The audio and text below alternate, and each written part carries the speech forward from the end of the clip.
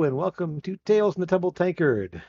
I am Jim, aka Archer Wind, and I am your dungeon master for Avress, the Shattered World.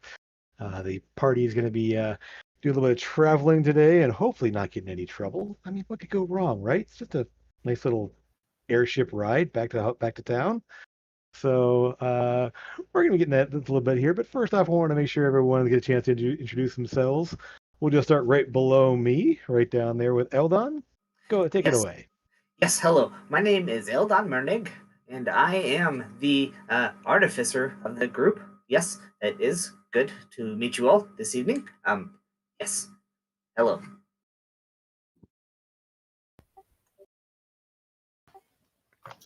Yeah. And I am Trevor the Nomad, Trevor the Vagabond, Trevor the black coat wearing halfling gunslinger. Your coat is brown. You know. Yeah, I thought it was brown now. Yeah, Is that's it not right. It's now? brown. It's no. Yeah, It's yeah. in the sun. It's in a new coat. The old one was black. The new one is brown. You have to change your name Yes. Yep. Yeah, Never yeah, mind. definitely. It's a brown cloak for sure. That's my actual last name. It'd be really weird. Okay. Hello, I'm Bernie, and I play Amethyst. She is a Tabaxi sorceress. I'm Rob. I play Lucas, a half-elf bard. And I'm Sora. I play a blue paladin. Yes, the blue I'm paladin. Yes. Blue paladin. I'm also a blue dragonborn, but I am also There a you blue go. paladin. Very nice. All right. Why So, so sad? This paladin comes in blue. It does. Just this one though, none other. It was No. the The purple goddamn dragon thing knight. is Now there's the blue! blue paladin. It's like Jim Carrey Yep. like wrote a thing, like she wrote all over herself, and it's all just blue pin. It's just blue. Yep. Like a liar. So, last week the party made a mess of a small town of trolling monsters. Finally dealt with the trolling menace that had been plaguing the area. They encountered a massive, blubbery-looking leader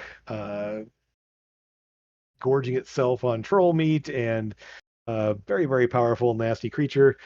Managed to defeat it and all of its minions, burning down the rest of the town, dealing with a poor, unfortunate troll that had been cut in half and being used as food. In the process of getting to the town, though, the ship took a major hit from an ice storm from the trolling shaman, which damaged the sails and effectively the ship didn't go down, but it's definitely limping at this point. One of the side sails is warped and can't really be repaired without a shipyard. The sails, some of the rips in the sails are too big to use for mending, so they're kind of having to do what they can to get the ship back. Voldo and the skirmish crews are actually going to stay behind as part of the contract. They tell you that they set up there that they're going to stay behind and patrol the area, deal with any stragglers, and then kind of find a route back to Port Oruss on foot to kind of scout the area between here and there as part of the contract they set up. It'll also reduce the weight and the load on the ship heading back there. So yes, we have some interesting things in the party there. Amethyst having summoned her first Slod. A red Slod showed up there and made a terrible mess of a number of little trollings before it gets dismissed and sent on its way. We have Sora took a massive pounding and literally almost went down a couple of times.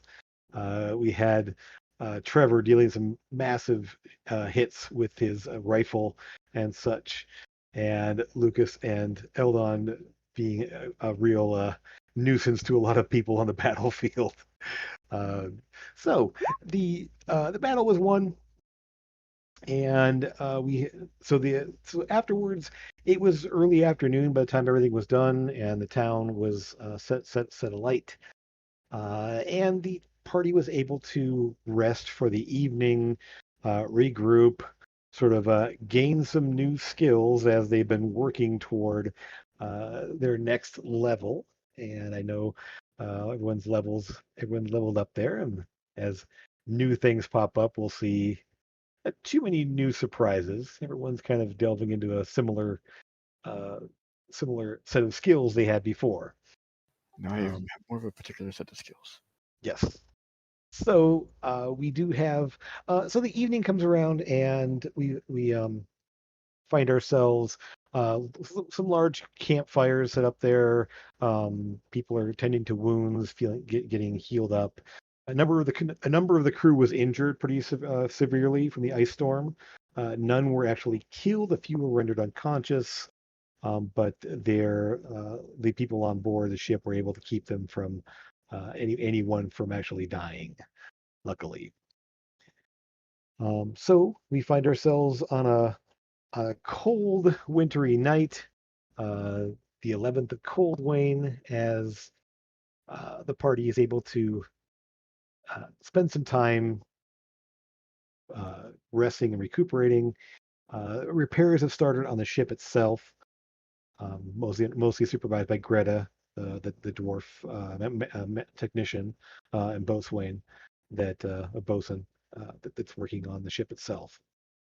We'll probably grab Eldon to help a little bit with some of those things, seeing as you didn't really take too much. But you do have a little task in the form of bringing back your little friend. Yes. Okay. So after gathering what little bits of material and then kind of what I had, I take out my little ritual cog um, that has all the arcane writings on the outside of it. I'll sit down in the top deck, uh, and then I will hold out my hands as I open up the streams of magic and start pouring in to the little cog as I am summoning the fire elemental back into the shape of an owl. And as the little cogs and gears and metal bits of metal kind of reform into an owl shape there, the eyes light up with twin little flames as the thing shakes itself and comes to rest once more, looking around. Pretty much none the worse for wear. Doesn't seem to have any problems, other than a few scratches on the metal that you're going to be able to buff out, and but you'll be able to get Yes, your little guy back up in the air again. yes, I am so sorry for causing. Um, I will do better at making sure I get you out of harm's way. But thank you for all of the work you did. Yes, excellent. Thank you, Mr. Owl. Yes. Just two red glowing eyes just blink twice, and it turns its head kind of almost vertically upside down, looking around in unnatural ways. And seems to settle in, none the worse for wear for the most part. Yes, you can go fly. Yes, stretch your wings in our mortal plane. Okay, so little wings flipped up there, and it just kind of goes up and starts flying around there. As it is getting dark at this point, like I said, he spent most of the day uh, getting things, uh, getting everyone, uh, getting everyone healed up and dealt with all the issues around town and everything. So, anything anyone else is up to for the evening at the moment? Maybe. I would just basically be. I have a lot of newfangled. I would be working on realizing what I can do, Mhm. and then practicing on that, like doing a summon, like a heal on one of my ferrets or something like that, or Well, there's enough people that are injured that you could definitely heal yeah, people. I would Yeah, actually so be realize. I didn't know if that was going to be role played out, but I would definitely be helping with that as needed. sure. Yeah. Like I mean, I myself. figured through the course of the day, you can, as you sort of like unlock the ability to do so, you start to realize what you can do. You look up in one of the crew that's still banged up and hurt. You can go ahead and do cure wounds, and the wounds knit up as normal, and Yeah. you find yourself doing magic for the first time in your life.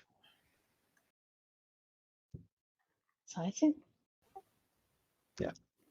I've always thought I could do it, but never really tried it out on anything, even myself. So, I would say at one point as you're working, As you're kind of getting there, Trevor, you hear a little voice. You've heard it a few times before, but Trevor, darling, I swear, your skills are growing. I can help with that, you know. We'll talk. You just see Trevor get a big ass smile as he takes his eye patch completely off for the first time, Mhm. and then just sets it aside. And yeah, so you're able to do your things there. And I believe the ferrets are actually with you currently, aren't? Didn't you keep them with Yeah. you this time? It was a passing thing. I was leaving them there, and on the last visit, brought them with me. Okay. And as well as the mimic is in that little side thing that you said.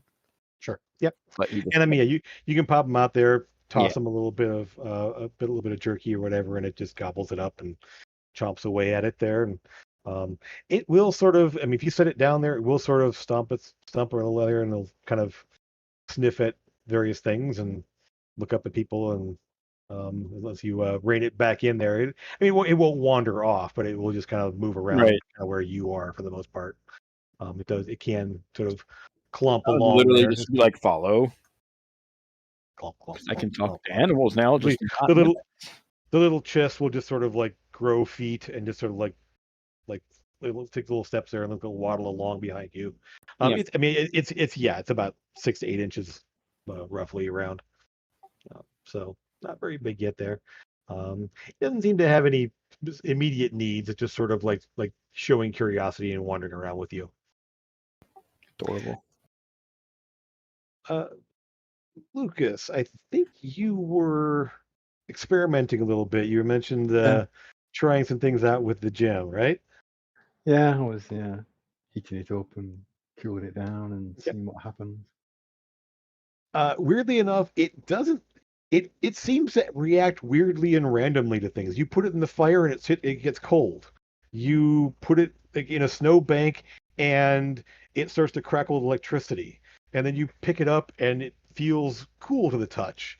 And it's just acting very, very strange. Like it's not really behaving in a way that makes sense, at least. You are able to, because you did expend a number of spell slots there, you can go ahead and use it as a Pearl of Powers, get a spell slot back.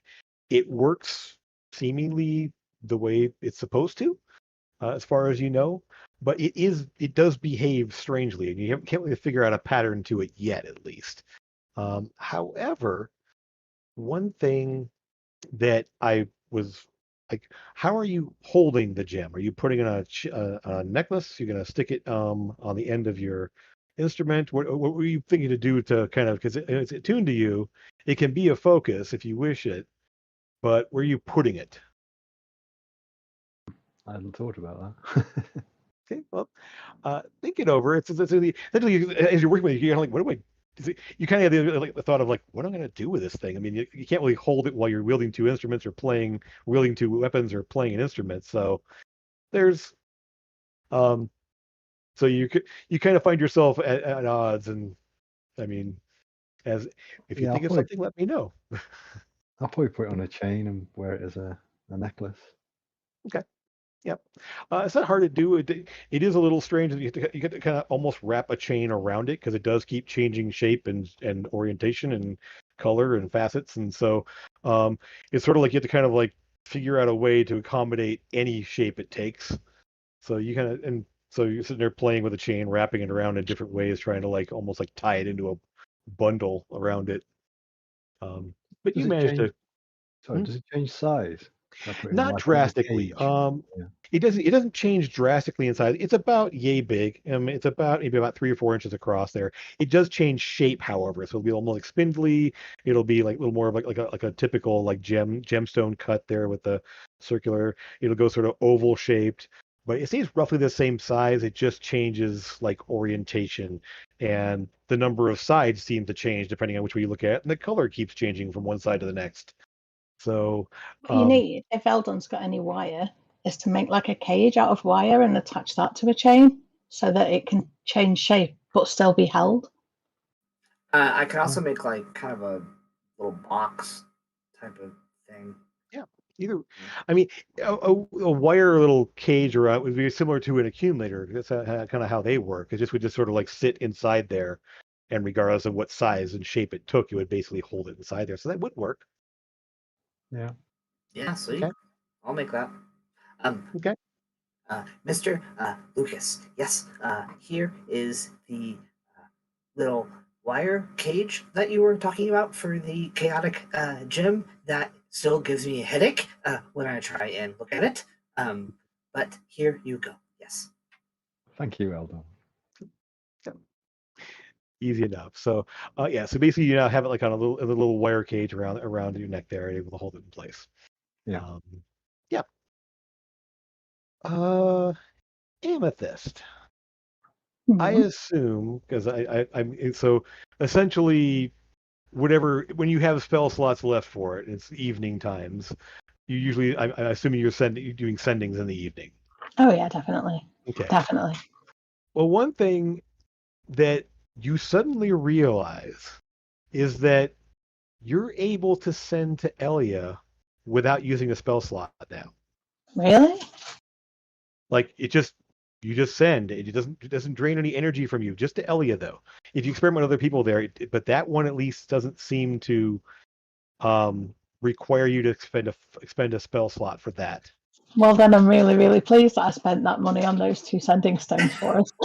Well, I mean, you have other things you can do with them as well, but Yeah, it's one of yeah. these like you kind of like and you probably had that thought as you sending stones and they're like wait, it didn't take anything to do that, and she was able to reply and so it's one of these, but it says just to Elia at least for that one. Okay.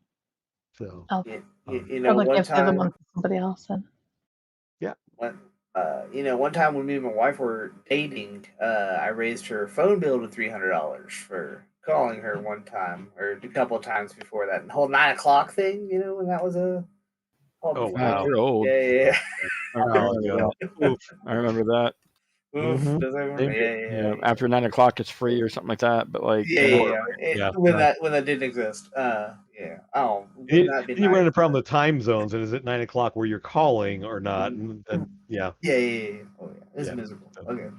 Thank you. We used to get 3 calls for an hour, but then when 60 minutes was up, you had to hang up and recall them back, and then you could go another hour, and then we would always forget to hang up, and then we'd end up with a huge bill because we'd forgotten to do that. a little alarm clock. A load sending would have been nice for my Yeah. relationship, is what I'm saying. Yeah. No doubt. So Yeah, that's awesome. effectively you have Elia. your free texting now. It's kind of like a little Yeah. voice texting. So at least for that one. So let's see, anything else? Is it anything else anyone's up to for the evening? I'm just studying my my new sword art. Okay. I would be attempting to talk to. I would have Kodo and Podo out, attempting to talk to them. Are you casting the spell to do it, or are you just No, gonna I'm try not, it? Okay. because Okay. that is not prepared. Because Hunter's Mark would be something I could use way more. But like I said, I'm just trying to talk now. Whether they answer back or not, no.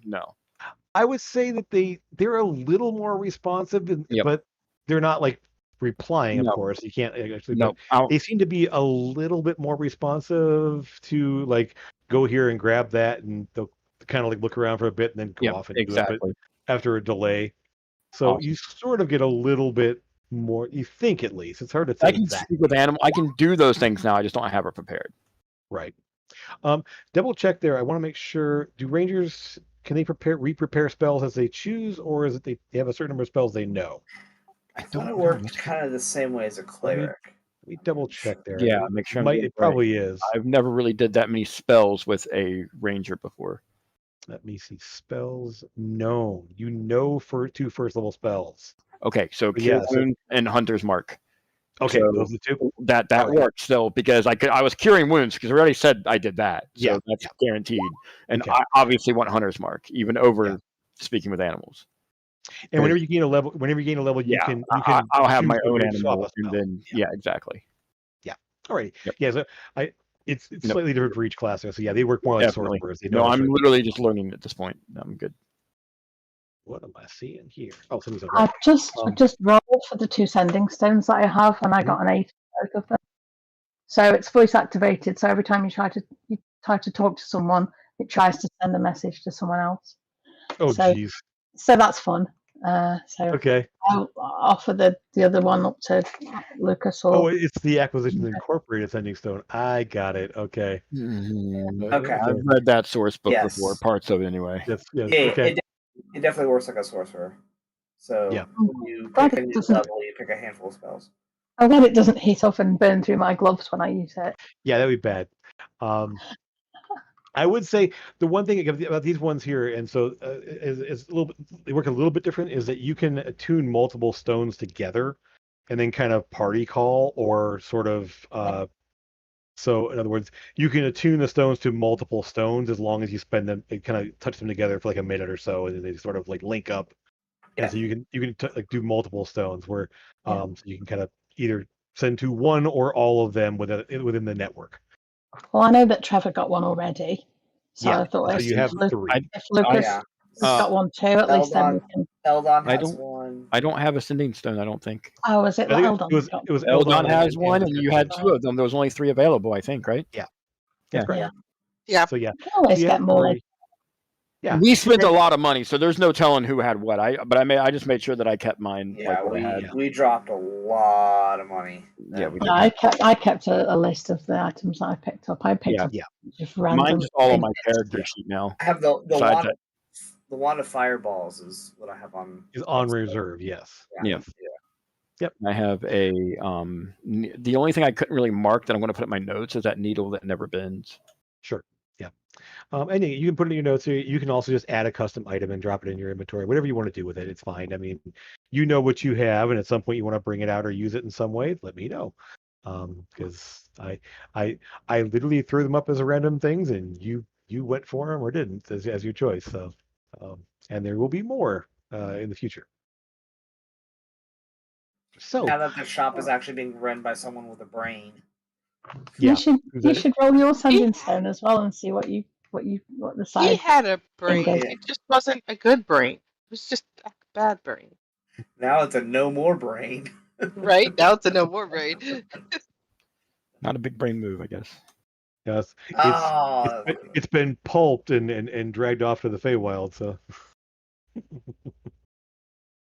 all right, Shouldn't have done it.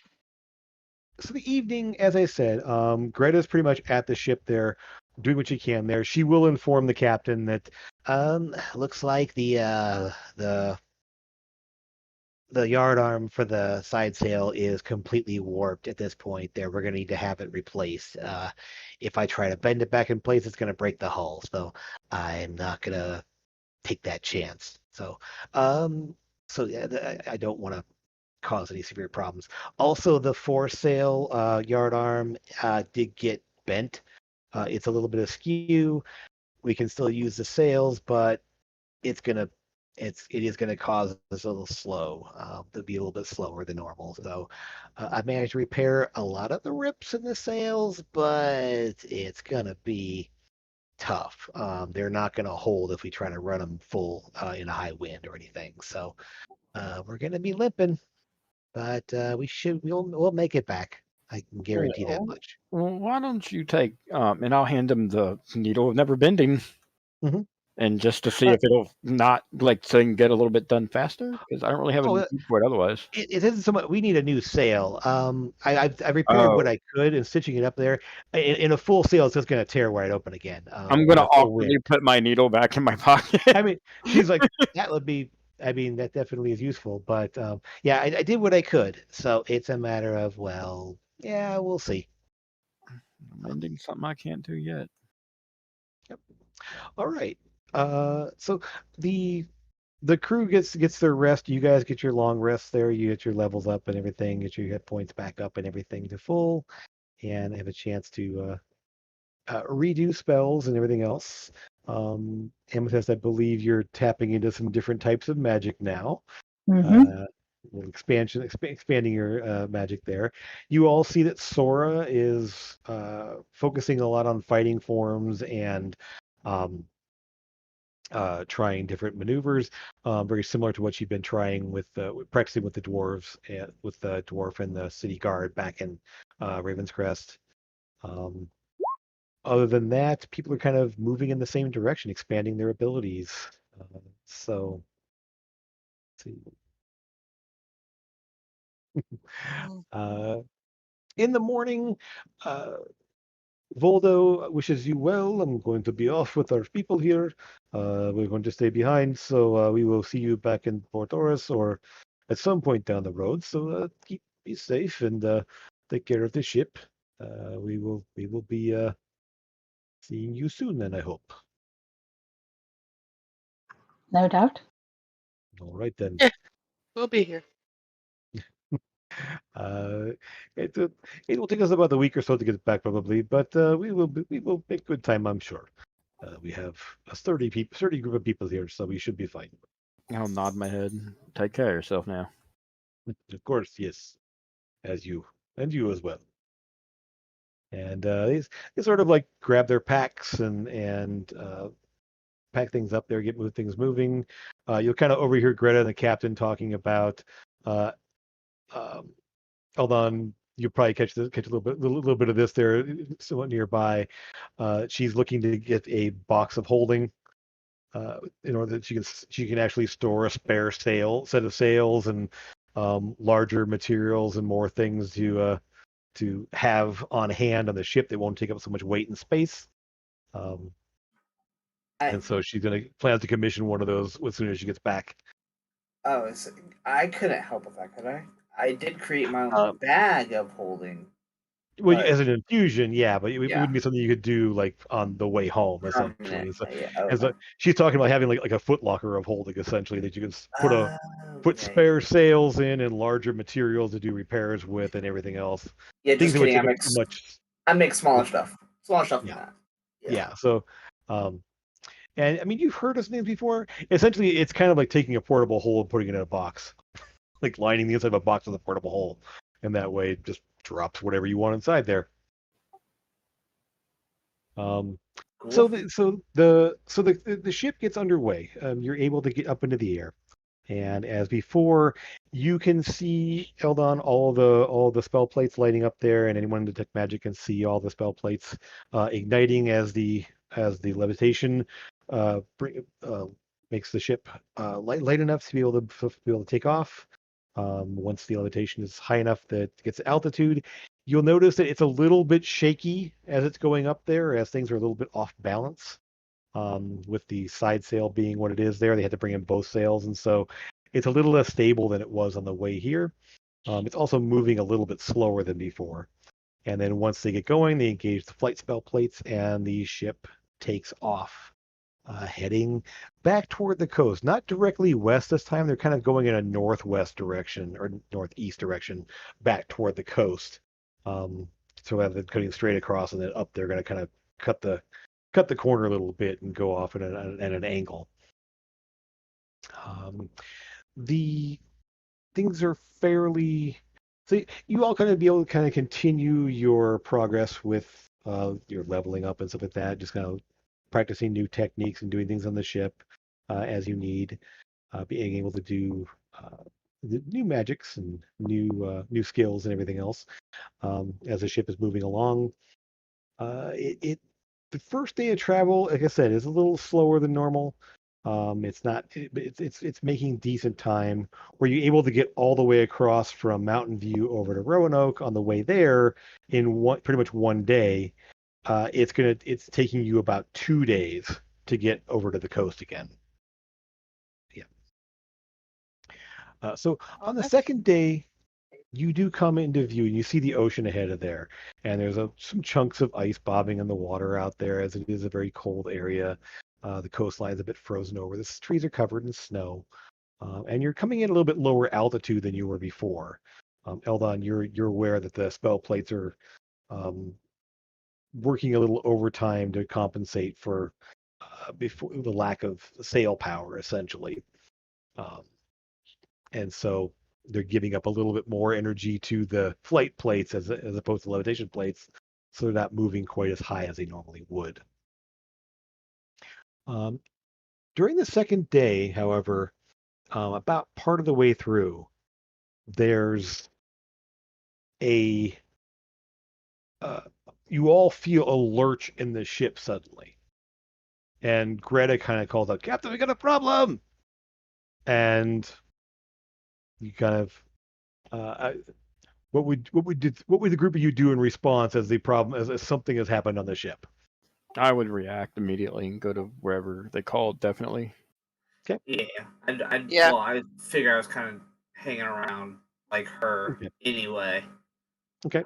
I figured I So- was up on the top deck fighting with people sparring, and Sure. will react to that. Yep.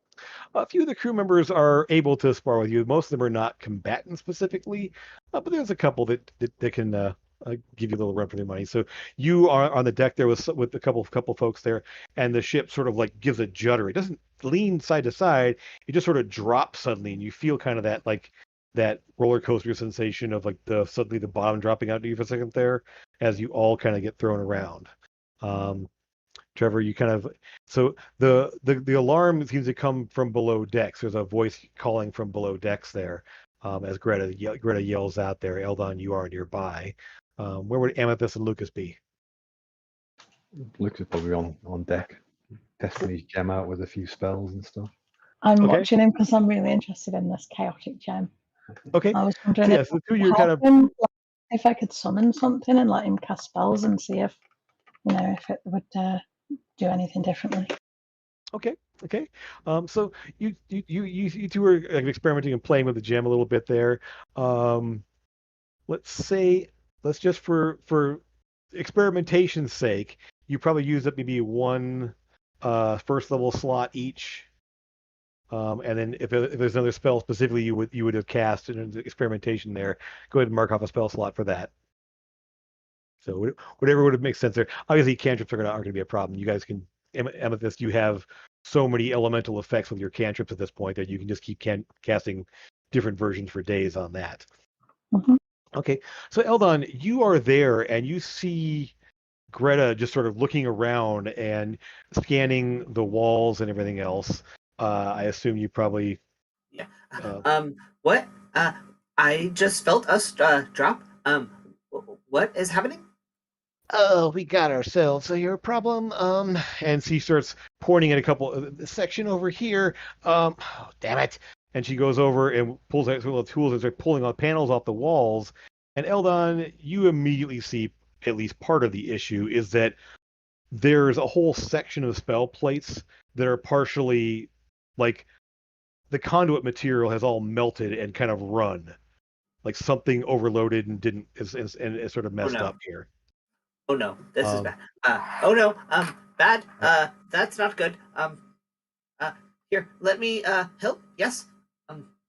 That'd be great. Why don't you start on that end there? Assume you can do some work with the conduit material and everything else. Yes. We Yes. need to stabilize this conduit to make sure that the contacts don't completely fall apart. Otherwise, we're gonna drop out of the sky real quick. Yes. Yes. Here I will. And then I'm gonna like tap my chest, and my homunculus like kind of flies out and is like shining a light. Sure. So I can see a little bit better what I'm doing. Okay. Yes, I will do this. So I'm gonna make my way over to the other thing, take the Okay. wall off, and start trying to fix it. All right, and Trevor, you arrive and kind of seeing them already pulling the panels off the Right. walls on the side there, and all the spell plates and Manatech conduit and everything else behind the attached to the hull of the ship essentially. You don't make Manatech, but you've done enough tinkering to know what's what, and you can Yeah. definitely see that doesn't look good. Yep. It's so while you're not quite as skilled as these guys here, you Right. definitely can help out a little bit. Yeah, definitely. If you want to go ahead and give Eldon advantage Trevor, Yeah. on if you could your come over here tinkering and tools. hold Yep, this. I reckon Hold I'm this. coming. I'm Yes, not yes. good at these damn newfangled Just gadgets. I'm hold helping this. you. Hold this. Oh, I what? will take My this. right or your I'm left? handing this to you. God's Eldon, just give it to me. Yes. Here. And then I take it. And so essentially you're on so the side of the ship, and one thing, Eldon, you're going to see right away here is that now they're getting a closer look at the actual workings of the plates here. Something is odd in how they're arranged. And you're going to see that basically it's a whole set of spell plates that are all linked together in series. And essentially power is going through it the whole way, and it's effectively magnifying the effect of the spell plates. So the levitation, it's still a basic levitation plate, but the way they're linked together from a single power source, it's actually providing more lift than a levitation spell should normally do. And so it's definitely a different setup than you're used to seeing. You've never actually seen the internal workings of an airship before. While I'm freaking out at the fact that we might fall out of the sky, I'm also thinking, "Ooh, I can use this later." Yep. That's a So possibility. I mean, it's one of the things you kind of need ship-size accumulators and multiple things, but there may be a way to adapt something like this down the road. Experimentation will make perfection. Yes. Exactly. So go ahead and give me that Tinker Tools check there with advantage. See Okay. how well you work your magic here. Greta's essentially swearing the entire time she's working. He's just literally like that, and it's all pretty much in Dwarven, which I believe you speak, and I don't. I speak. Yeah, I Yeah. speak. So yeah, it sounds enough. It sounds How close enough to do know, Trevor, you're picking up a few of the words here and there. how do I roll for a tool? Basically, give me go ahead and give me any intelligence-based check here. It's just not Arcana because you're doing expertise in that one. So Yeah, I've got a. it's effectively intelligence plus your proficiency modifier. So any intelligence-based skill will do it. Perfect. Okay. So Advantage. Oh, same number. There we go. perfect 19. number. So okay. So Trevor, you sort of like you kind of get into a rhythm of just like here's the spool, here's this, here's Right. that, and you're sort of like handing materials there, and he just like grabbing it and putting it in place there. Eldon, at one point you basically activate your boots to levitate up a little bit to reach the top of the plates and the bottom of the plates, and so you're kind of like working along there. Those of you on deck, at one point, the captain calls out, "Everyone brace yourselves!" As the ship has dropped low enough that it's starting to scrape trees on the coast.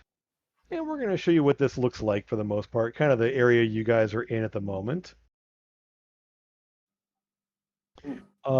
Essentially, you are this little cove here. You're kind of looking. This is obviously a little bit lower altitude than you are currently. You are currently up along this cove that wraps around here and scraping along the trees on the opposite, on sort of the near side of this little cove.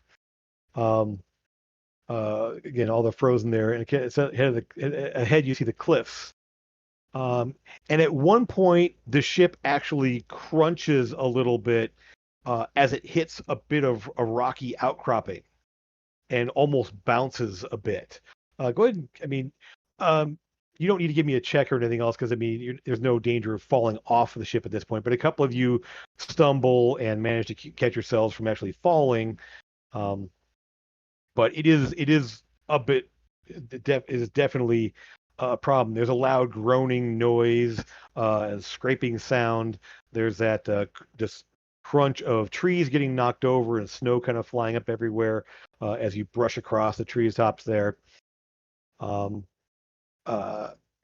you guys, so you and Greta are sort of like working frantically to make connections and kind of meet in the middle, and you get a little bit further ahead of her based on the fact that you did so high and you got an assistant. So you kind of meet about 2/3 of the way and 1/3 of the way, and you get those last of the connections there as the ship sort of rights itself and starts to pull up. About that time on the deck, you guys hear, "Captain, we've got something off the port." And as one of the crows up in the crow's nest there calls out, and he's sort of pointing out toward the port side of the ship, left side. I knew I should have been out there. As Trevor, maybe you go look, and I will finish here with Greta. Yes. I'll go look. Okay, well you're on the deck, so you kind of see Well, where I he's mean, pointing I and look didn't off in that know direction there. what's going on up there. Would we have seen it from down where we are working? I would say you Well, I mean, Give me either way, he You told heard me. them- I was gonna say heard he them- told me I give would me run up you there. two give me a perception check to see if you've heard the voice up the top there. Gosh, I'm so good at I those. know. I am good at this. Exactly. But it didn't ring. It didn't come through. But it said a 15, What? 10 plus 5. I'm going to double check. At some point, you want to double check your plugin to make sure it's updated and activated because it could be part of the problem you're running into. Yes, Okay, yes. Eldania, you're just focused at this point there, and Yeah. you're sort of like something's happening. Whatever, we got to finish this. We're still working. Lucas and I will go and look. So Lucas and Sora and Amethyst up on the deck there, you kind of turn and you see something off, kind of from this cliffside right here, moving up along the tree line, and you don't have a way to magnify anything, but what you see, I'm gonna try this here.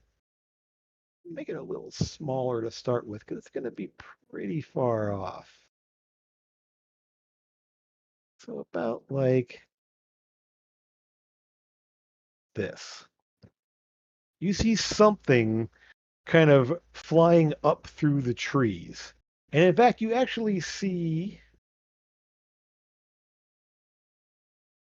two of them from somewhere this cliffside over here. You see a second one taking off as it's moving up on the trees. The crow's nest, Jameer is up on the crow's nest, and Captain, what should we do? I don't know what to do with these things here. It looks like drakes or something. I don't know. And Captain's, watch them. Make sure they're not coming this way. That's the wrong accent. Sorry. I'll get it right the next time. They're coming this way. Watch out. Watch them. And if they take their turn, do what we can to push to send them off. So, Sora, you Yeah. see something scaly, looking, winged, and getting a little larger as they suddenly turn and come toward the ship. Dragons are like super extinct, aren't they? Yes, they are, but drakes are not. Okay. On the way here, at some point, you saw some green drakes actually taking over the forest. We They did. kind of flew off a different direction there. These ones, however, those of you on the deck can see, these are different color. These are very close, actually, to Sora's color.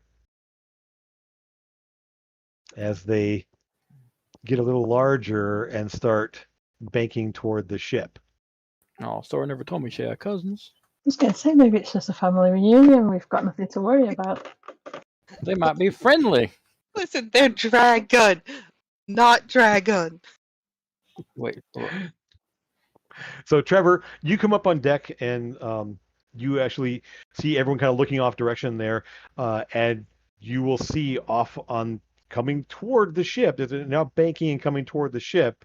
Two dragon-looking things, wings outstretched, flying toward the ship now. Yeah. The ship is starting to gain altitude again. It's actually starting to pick up a little bit as the repairs are coming online and the spell plates are being reactivated. The levitation is starting to kick back in. The ship's rising again, but it's pretty. Is it clear that they're coming after us right now? It's hard to say exactly because they're banking in that direction. So you see them starting to turn toward there. Okay, my question is, There's would I have a shot with them on my rifle? It'd be at your very longest range. Okay. Not that it matters for you, but I mean, it would be at the. I'm not even necessarily taking a shot. I just want to see where, like, if it looks like they're coming after us, or I'd be looking through my sights for a little bit better vision. I'm not necessarily taking a shot. I just because I don't know what they want to do yet. Yeah, what do we know about them? What role do we need to make? Nature check.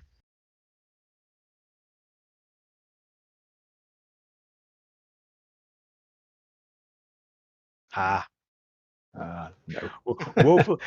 I will just say this: there are very few drakes over in your part of the world where you're from, so you probably may have heard of them, but have never actually seen one before, other than the one you saw on the way here. Um, but you only saw it at a distance, so you don't really know much about it there. And have a chance to read up about it. Amethyst, however, I would say that you probably have like seen one at some point, and Sora, you've been educated. We'll just say that. So the two of you, some things you would know for sure. Well, that's fine. It's a good perception roll. At least. Yeah, I was gonna say I was doing perception just in case you wanted me to, but I was actually trying to see if I could roll it. It works actually. So you will see, the pair looking at Trevor, looking at them, they are turning toward the ship at this point. They're not like barely flying in full speed, but they are turning toward the ship at least. Okay. Amethyst and Sora, what you know of drakes is they're not very intelligent.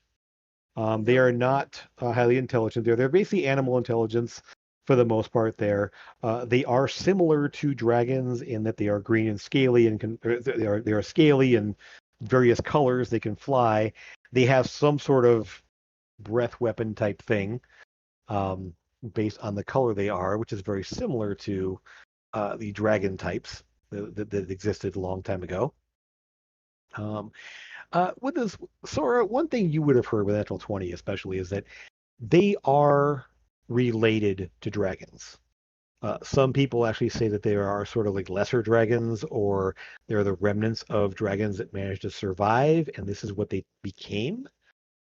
Based after the cataclysm, the ones that stayed behind could have lost their intelligence and became more animalistic. Okay.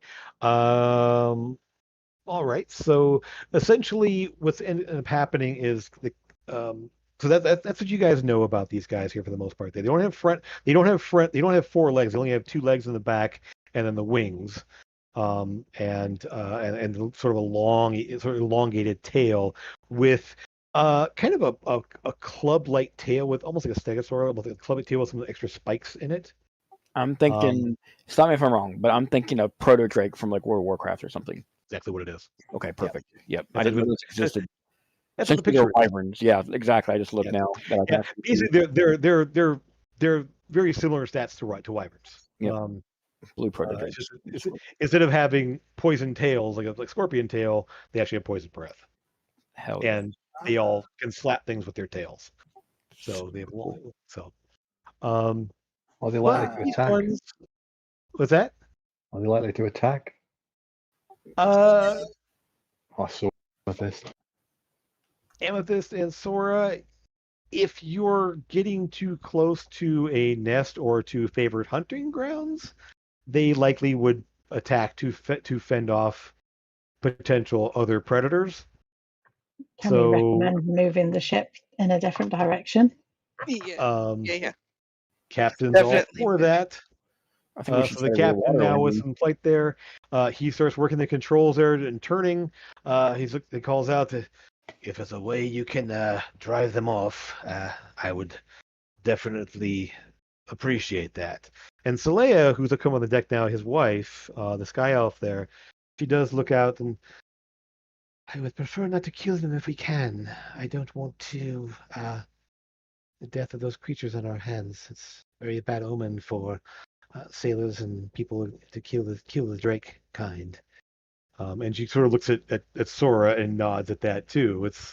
I know they are related, and so anything we do to drive them off and not kill them would be best. Would I know that if we attack them, it would provoke them, correct? Yeah, like any animal. Like any animal right. there, if you attack them, they're going to attack back. However, as the ship starts moving out there, they are coming in close. How close? Are they close enough that I could talk to them? So yelling? How close? Probably you could yell something out to them, I would say. At this point, they're about maybe 200 feet away. So they're about actually about 100 yards, 300 feet away. So okay. So if you yelled loud enough, they could probably hear you, but you're not sure what effect that would have just yet. Wouldn't hurt. No, So but I would start yelling, but I'll let you finish explaining. okay, that's a situation here. So they are sort of they're coming toward the ship there. They're not like diving toward the ship there. They're not showing any like it's hard to tell at that distance what they're going to do, but you do see that they are turning and coming toward the ship at this point. So what would you guys like to do? Hold on, at this point you would have at least heard. I would say this. First mate has relayed what's going on to Greta. Greta's told you there are some drakes heading toward the ship. Okay. Well, But let's hurry and finish what we were doing. Obviously, or else potential. We do need to find where the power happened, as we do not want a repeat. Yes, Greta.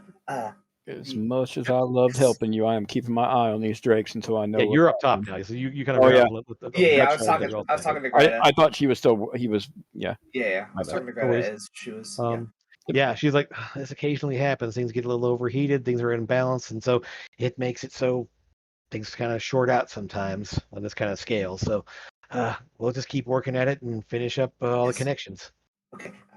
Yes. Let us hurry, because I feel that I may be needed up top very soon. I'm going to cast tongues and attempt to speak to them telepathically. Okay. So yelling at them. And remember, if I see them coming, eventually, I'm holding my action. If they get 60 feet, I'm using Hunter's Mark and shooting them. Okay. All right. If I see them as a threat. Yeah, I understand. Creature you touch the ability to understand your spoken language you hear. Casting it on myself. Oh, right. Any creature that knows at least one language can understand. Okay, perfect. Okay. So in that case, Sora, well, I will say this. What are you going to tell them? And with Sora yelling out, I assume in Draconic? Yes. Okay. You'll be so depending on what you're trying to do, you're probably going to end up with the advantage from Sora. I'm going to try to say that we mean no harm. We're just passing through. We're trying to go home. We're not any kind of threat or anything. Just try and be a bit diplomatic and try to keep the peace if possible. Okay. Give me a persuasion check with advantage. What's the range in your telepathy? Is it just sight or is it? I always forget. Yeah, I do too. I'm bringing my little kibble up to my pouch and put it in my pouch and feed the Kodo and Podo. Is it the feat or the ability? I think it's aberrant mind ability. Yeah, because the feat is 60 feet. Oh, yeah, it's the feat. It's you choose a creature you can see within 30 feet, but then I can speak telepathically within 5 miles. Okay. So I would have to wait until they were 30 feet away. Okay. So alrighty. I'm screaming the same thing that she said. So sure. There's so that. With tongues, you can also So the two of you are if they can hear me, obviously I'll do it. Yeah. I'll do it vocally. Let's see. I would say that based on the ship moving now, them flying, they're going to be about 150 feet away when they can really kind of potentially make out the words you're saying here. Jim, before they get that close. Okay. If they get within 200 feet, I'm going to drop a fireball in front of them. Not to hit them, because the maximum range of fireball is 150 feet. So just in front of where they're flying. Sure. Okay. So you guys are calling out. Hearing the explosion, I'm going to run up to the front, summoning my owl. Let me see what while I was screaming at them, telling them that we're just trying to leave, we don't mean any harm and all that other good stuff. I'm also asking them to turn away, go a different direction, so they're not coming closer toward us. Okay. That the closer that they get, the more that I can't stop them from attacking, because they are feeling threatened. All right. So a couple things are going to happen then. Let's say So that goes off. Let me see what their reaction is. Okay. And then, so essentially, the fireball goes off, and they sort of both kind of like rear back and swerve around it. Obviously, they're not hit by it because you put it well in front of them. But the explosion, the light, they definitely, and they probably feel a little bit of the heat from it as well, but doesn't not damage. They both sort of like the wings kind of flare up, and they fly up there as they kind of come back around. Amethyst and Sora. Give me persuasion checks then. Okay. You want me to roll one with natural 20. Yep. Holy Nice. smokes. And Sora, give me one as well, just to see how you do. I'm actually proficient in that, which means I'm going to roll like crap. Maybe. Not bad. Okay. It's fine. So essentially, they sort of like bank up there and pull back. They start to sweep around the fire coming toward you there. And as they sort of dive toward the like kind of like at this point sort of like diving toward the ship, they're picking up some speed. I would say. Can I shoot one and miss or attempt to miss? Well, Why? let's resolve this first before. I mean. Oh, sorry, I didn't hear that part. Yeah. So essentially, they don't yell back. They don't. And one thing, Sora, you'll have, and both the two of you, they can't speak, but it's kind of back and forth whether they understand, for the most part there. But they both, as they start moving to dive there, they do start to pull back a little bit. They don't. They kind of come out of the dive and level off a little bit, and they're sort of like this sort of like flying, not quite as fast as they were, but still kind of starting to come. They're still moving in your direction, in the direction of the ship. But they definitely have. You can tell they've definitely come out of a dive, and they're just sort of like moving toward the ship slowly. So I would suggest if there's any way we could go faster, we go faster, and I'm going to scream in Draconic at them to please go back, that we are leaving. Okay. All right. So Trevor, you kind of catch all this. You do speak Draconic, so you hear what they're yelling. They're yelling out in Draconic, "Stay back! Don't come this way." You see the flash of fire. They pull back, and they do seem to be responding. At least they pull out of their dive that's coming toward the ship there and slow down. They're still heading in this direction, but they're not like in that attack formation kind of thing. Okay. You've seen enough birds of prey to recognize behavior of a predator. It's Definitely. not moving into that dive, I'm going to attack. It's now sort of like, I'm just flying along in your direction. They were scoping us out, ready to attack it, and kind of what we were doing to them, basically. Yeah, essentially, they were in dive when the fireball went off, and then after that cleared, them yelling they seem to have reacted to it at least. Okay. You've gone out of predator dive to now just sort of flying in the direction. Now, what is the plan here on what we're doing? Where are we landing? Or are we trying to fly up? Who are you asking? The captain at this point, assuming he's there still. If I've got lift, I'm going to make sure we get up. I want to get us back up. That's the plan. I don't want to put us on the ground in this terrain. I want to keep my words are hard. Eyes up on these folks right here talking about the dragons, but like, what can I do to help? Do we have any spells that can do like a wind wall or anything? Not yet. Gust. I was going to say gust, but that isn't the most powerful. It's a very it's very localized and pretty weak. Like enough to like blow skirt or something, but not like enough to like. I was thinking like in our sails, push it into our sails and make us go just a tiny bit faster. Oh yeah. Let me see what we have. Everything I have. Somebody to help that. Everything I have goes boom. Okay, I would say here. You will see that Saleya does step up kind of moves onto the deck of the ship there, and does cast Gust of Wind, and does kind of push forward there. The sails do pick up a little bit. She's careful not to just blast as much as she can into there, because the sails will just shred themselves. But the sails do catch a little bit more, wind there, and the ship does move a little faster. So you definitely. Are they still pursuing? They are still sort of moving in your direction. At this point, they're probably about 100 feet away. They haven't pulled off completely, but they're not in like a dive, we're going to attack you kind of maneuver.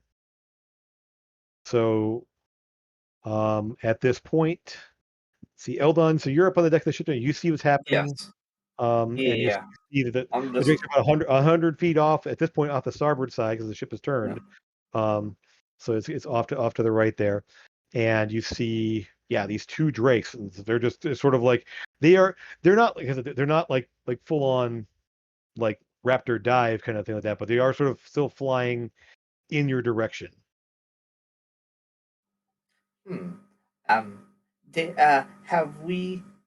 What have we done so far? They do not appear to be attacking at this moment. I heard an explosion. Yeah, I tried to frighten them off a little bit. So animal intelligence. I hoped a fireball would do it. Slowed them down. So we're still yelling at them in Draconic to turn back around. Okay.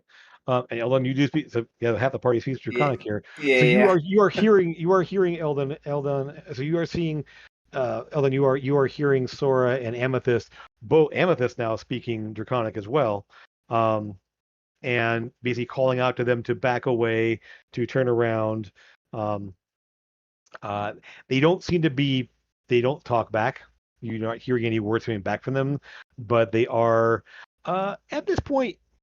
You will start to see, because you're more, and Sora, you will also see this. They do have little like sparks of electricity from their mouth, and kind of arcing along their wings a little bit as they're flying. Not like they're building up to do anything, but it's just sort of a byproduct of what they are. These are another name for these guys are storm drakes. Truly a beautiful creature, though. Yes. While we were looking at them. I'm finally getting a real life blue proto drop. Don't stop me. Oh my gosh. He knows exactly what I'm talking about. The fact that you're making this encounter with me and him here is more ironic. I know I'm kind of disrupting the flow, and I'm sorry for that. And I'll tell you about that after the session, Jim. Jesus. Sure, no worries. You have no idea what you're doing with me and him right now. Oh, it's actually cracking me up deep inside. Yep. Argent had a whole number of proto drakes. I had a whole stable of them. I had 5 of them. I had all of them but one. Sora's going to. She's bubbling. Like her breath weapon is bubbling. Okay. Getting ready to go after you said that I had seen them doing that, and I'm going to try and do this. Okay. I'm going to see if I can yell it while I'm yelling at them, more intimidate them to go away. Sure.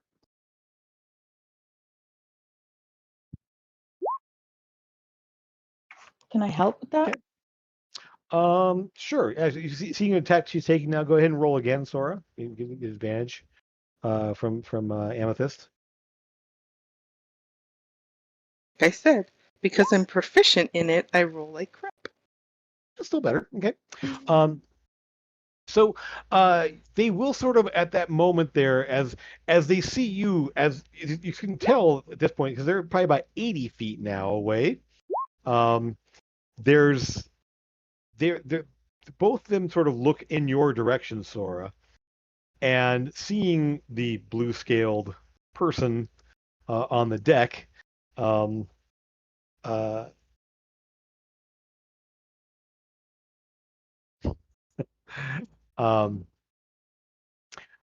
will see they do sort of at that point, looking at you, start to pull back a little. So they slow their approach. They don't stop, but they slow down even more at this point there. So they're almost sort of like hovering a bit there, still slightly moving in a direction, but not like at this point they're slowed down even more. Do I feel like we can get a clean breakaway from them? Or do I feel like they are still hostile? Give me an insight. And at this point, I've dropped my view on them altogether, seeing we're slowing down that much. Yeah. Yeah. So essentially, yeah, they're probably at this point about 75 feet away, roughly. So they don't look like they're good. They're not coming toward you to attack. At this point, they're sort of like trying to do that thing of like, where are you going? Where are you going? And Amethyst, Lucas, and Trevor, you kind of you know animal behavior for the most part. There, you're kind of studying that quite a bit too. Eldon, you probably wouldn't get the insight roll of this here, but at least the rest of you do get the fact that they are keeping you at bay from going toward here. At this point, there's sort of, since you've now banked away from this direction there, you're not flying directly toward it there. They're now sort of like at this point flapping and keeping the ship between keeping themselves between the ship and the point they flew away from. I would then in common yell at like a cartographer or somebody to mark that point on the map to know that there's probably a nest over there. So that when they're flying through this area, again, they know not to go over that particular area. And the captain, good observation. I think you're correct. We will make sure to. And Salea's already sort of like scanning thing there as she kind of pauses the gust of wind. It's basically 1 minute duration there. So after about a minute or so, she's kind of looking off in that direction there as she's maintaining the gust, as the ship is sort of flying almost perpendicular to this space now. They do turn and kind of keep themselves, and at this point you all can see this, they're keeping themselves like kind of flapping and hovering about 75 feet away. They kind of raise up a little bit higher there. Trevor, you kind of get this thing. And at this point, if they chose to, they could drop into a dive and come down toward the ship again, but they aren't at this point. They're just sort of in a holding pattern. I would tell the captain there aren't any. I know this ship does a lot of work besides carrying the official or occasional passenger, but there aren't any trade routes that come through here, are there? Not along this way, no. They usually. Well, now you know if there ever comes to be, you steer clear here. We will make sure it is marked, and we know there's a nesting ground here. We don't want to. Might be worth. I'll talk to Eldon and the rest of the group, Lucas and Amethyst, and see what they think about us eventually coming back here, maybe, and seeing what they're protecting. If it's just a nest, I wouldn't be so inclined, but if it's just something of importance, I wouldn't mind checking it out eventually. A nest is most likely. Again, they're animal intelligence, so they basically would. You're implying it's like if you're implying that in game, I would just not even be interested in it at all. No, I mean it was like in discussing it there. You kind of at this point there. So the ship is able to kind of make its way around the side there. You kind of piece together they were likely. The captain kind of speaks up as likely the hitting the side of the cliff there, and the sound alerted them and sent them into a panic. If there's a nest over there, then likely they are there to protect something. Yeah, fair enough. And besides, there's somewhere else we need to be, and not die and be the best one too. All right. So as you kind of bank out over the trees, kind of keeping a for distance there, they sort of like go into sort of a circular pattern, kind of circling around this area, kind of flying down. They'll skim the water a little bit and come back up and fly, and eventually you kind of leave this area off in the distance there. They don't follow. They just sort of stay back, and eventually you see them drop back down to wherever they came from. Okay. Gotcha. No, that would have been quite harrowing if two of them had come in. I have no doubt you would have made short work of it if we had to, but you did not have to. I'm very upset that I did not get to ride one of those. I mean, it is not unheard of for people to have drakes for mounts and such. It's not common, but I've heard, and it definitely wouldn't suit me. But still, there's actually a frost drake cavalry in the Scarlos. I They believe patrol along the mountainsides. Believe it or not, He needs a girlfriend. He's so obsessed with riding things. No words. Or a boyfriend, Don't. Exactly. Yeah. You don't know. There you go. I mean, I'm not assuming. This is the medieval age. This is like or post medieval or yeah. Is it? No. No, this is the age of progress. The dawn before man. I assumed it was futuristic, post-apocalyptic. Sort of, yeah. Of which world though? Distant apocalypse. Fine. I love this world. It's got northern in it. That's just what I think of every time now. All right. So the ship's able to move along there. At one point, it will have to put down in a clearing someplace as a lot of charges were used up in that in the maneuvering and everything else, and they had to essentially engage all the levitation spell plates once they were reconnected, so it lost a bunch of charge from that. So eventually the ship does put down, and Eldon, you and Greta and Trevor and anyone else who wants to help there can kind of check things out there. There's no real damage to the bottom of the ship. It sort of bounced along the rocks and stuff. There's some scratches to the hull, but again, the hull's made of ironwood, so it's not like or basically loftwood, which is essentially as hard as steel.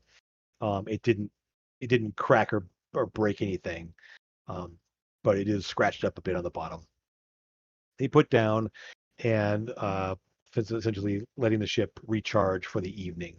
You're able to get a chance to replenish whatever spells you've used in the case, or just get a chance to kind of re-engage with whatever you were doing before. Yep. The evening will pass uneventfully at this point, so it's kind of late afternoon when you put down there. You can rest pretty much the whole rest of the day. The ship does take off. Seems to be Eldon based on your repairs and Greta's. The plates seem to be holding well. They lift at the lift off is pretty much effortless the next day as you're able to take off there and sort of zoom out along the coastline again. Let's see, someone give me a D20 roll.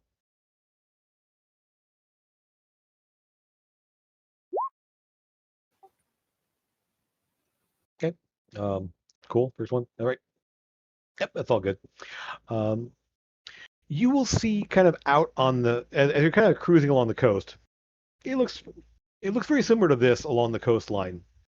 The rest of the way up there, fairly rocky, some high points. You find some cliff sides. There are a few beaches and small coves along the way. You're kind of like this hugging the coastline back up toward Port Oruss. You will see a couple of fairly decent sized ships bobbing out in the bay.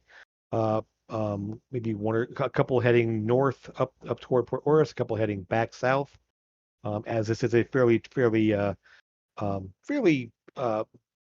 well-traveled water trade route as well. And so you can just kind of see those ships moving back and forth along there. For the most part, you're making a little better time in them because you're not having to worry about drag from the water or waves or anything else like that. And so you're able to kind of move up the coastline fairly uneventfully.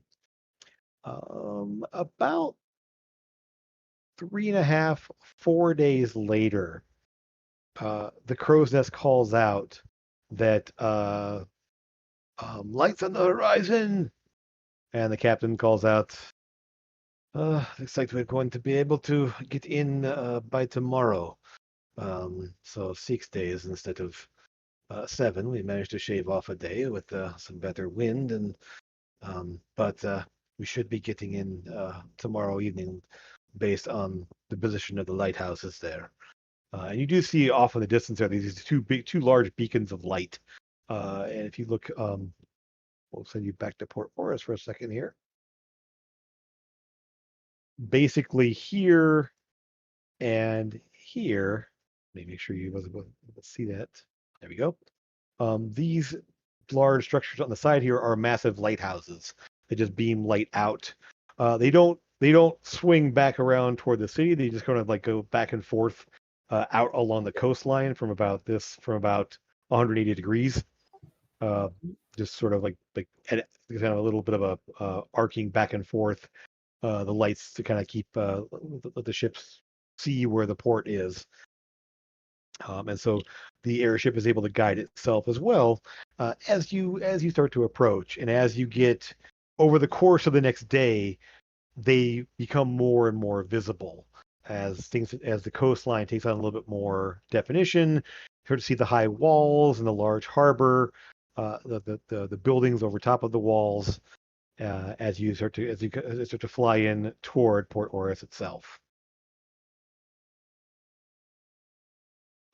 The ship manages to.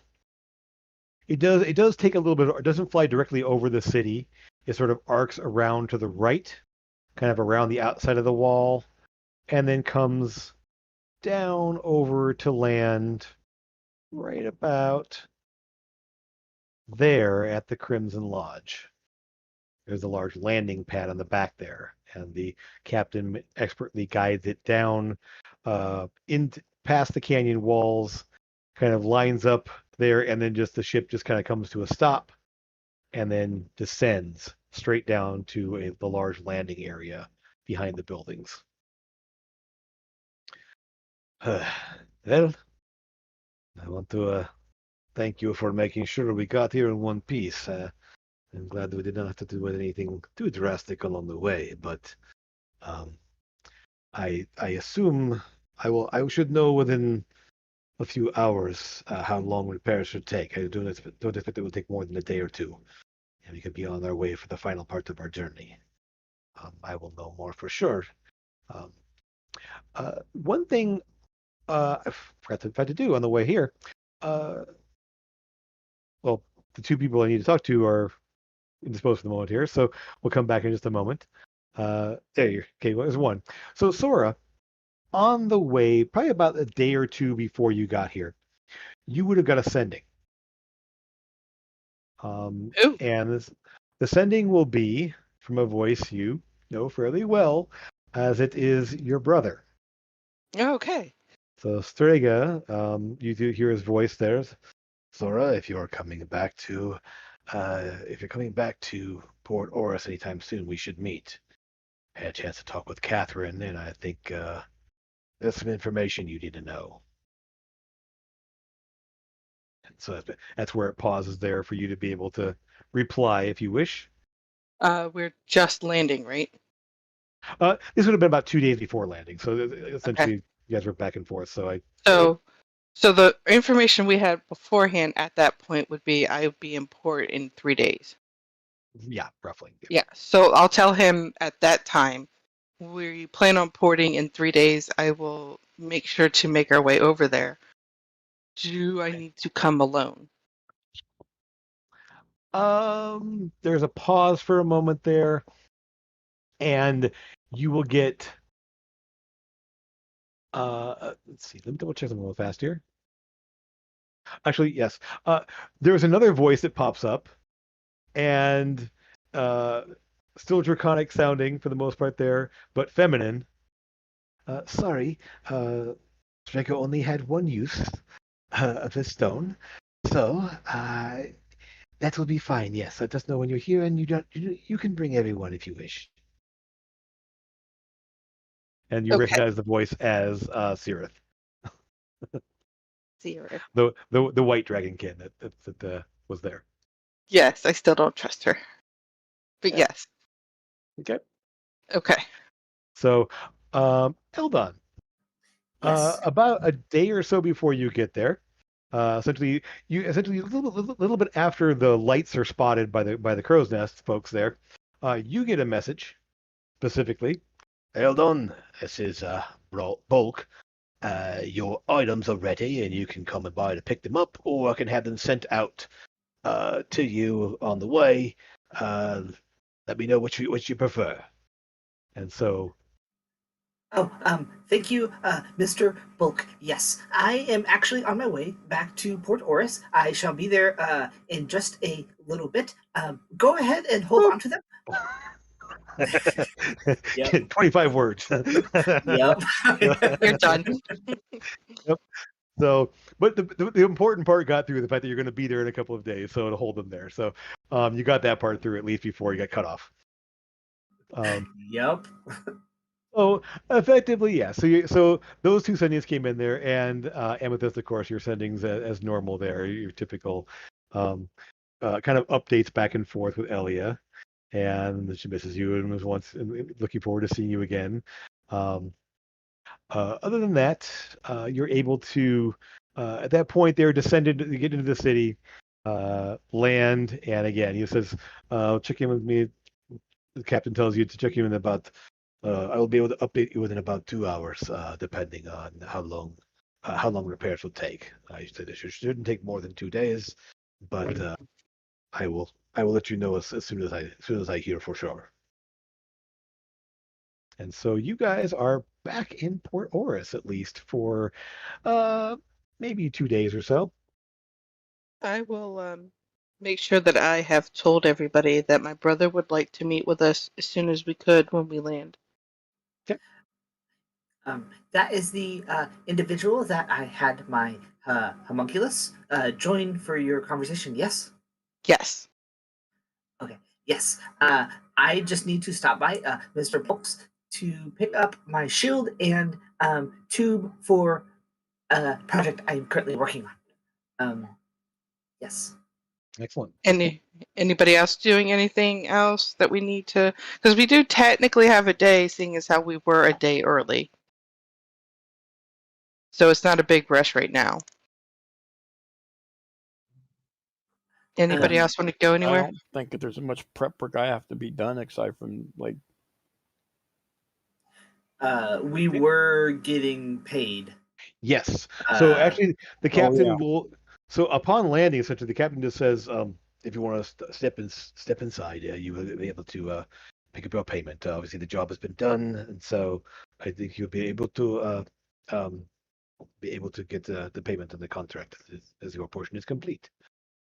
So, yes. So you guys head on inside there, and you are handed your portion was 3,000 gold. So you guys have 600 more now each. Yeah.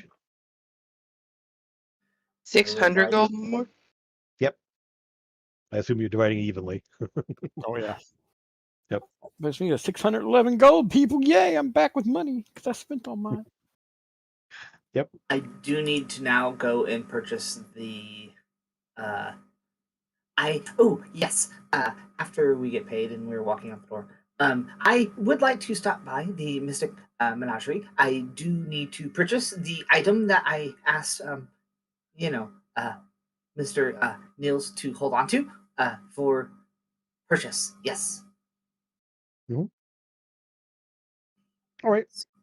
So, you're able to head on down. So from the Crimson Lodge here, you can head on down to right around, I believe it's there, to where the Mystic Menagerie is. You're able to stop in there. Alindra is there. Danlin is not currently. She's there on her own for the moment. It is at this point probably late afternoon. So you guys landed probably in the afternoon there. It's about maybe 4:30 somewhere in there. And you're as you approach as you enter the shop there, you see Lindra's. She's obviously sorting and stacking and looking over ledgers and everything else. She's, oh, you're back. Oh, I wasn't expecting you to be back here so soon. Yes. Everything okay? Everything went swimmingly, actually. Well, we did have some complications with the ship and some drakes. Those were a little bit of an issue. Although fascinating thing, did you know that they can shoot lightning? It was an interesting thing to see. Although was very excited for it not to happen to us, but it was a little bit frightening for the. Either way, I am here to actually go ahead and pick up that wand of fireballs. Yes, I am going to add that to my offensive capabilities. Let's just double check that. Did you put down money to start with? Yeah, I did. Okay. I have 1,000. The rest of the 1,000, I'm gotcha. Cool. To give right now. Yeah. Sure. And then I'm down to like 369. Okay.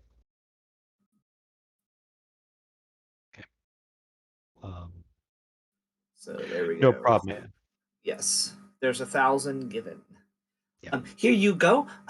For the rest of the payment, I did promise I would indeed deliver. Thank you for holding the item. She hands you out a little cloth wrapped.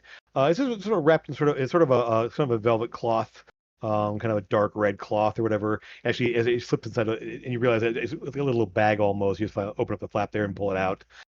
There you go. I would say use it carefully, but I know you better than that already. So just don't use it in the city. Very careful, I would have you know, on occasion. I did blow up that one building one time. Well, now actually several buildings. I did just destroy an entire town. It was sad to have to do, but it was a necessity, unfortunately.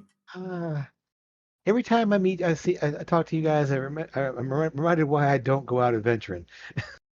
It's a little too much. I prefer the life here. So, and you do realize, I mean, Lucas, at this point, that she's at least fifth level wizard, potentially higher because she can cast sending herself. So third level spell. So she's got some levels at least as a diviner. So, if there's anything else, I should have inventory restocked soon. I'm sorting through some stuff.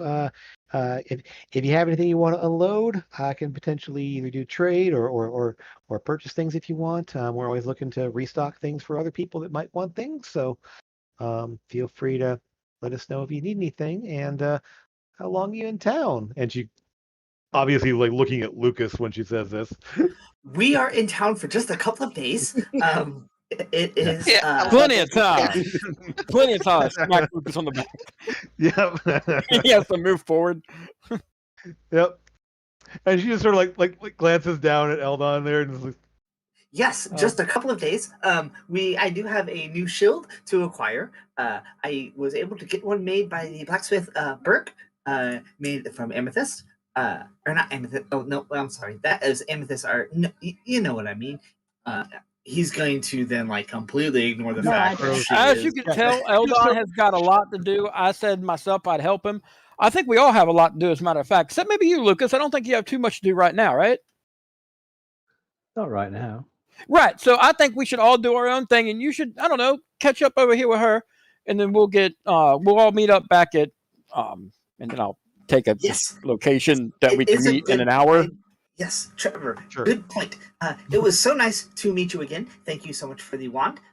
And yes, I'm just going to grab Alvin by the scruff of the neck and just drag him out, and then just put them up to Lucas. Glad to see that I'm not the only one that grabs him by the scruff of his neck and pulls in places.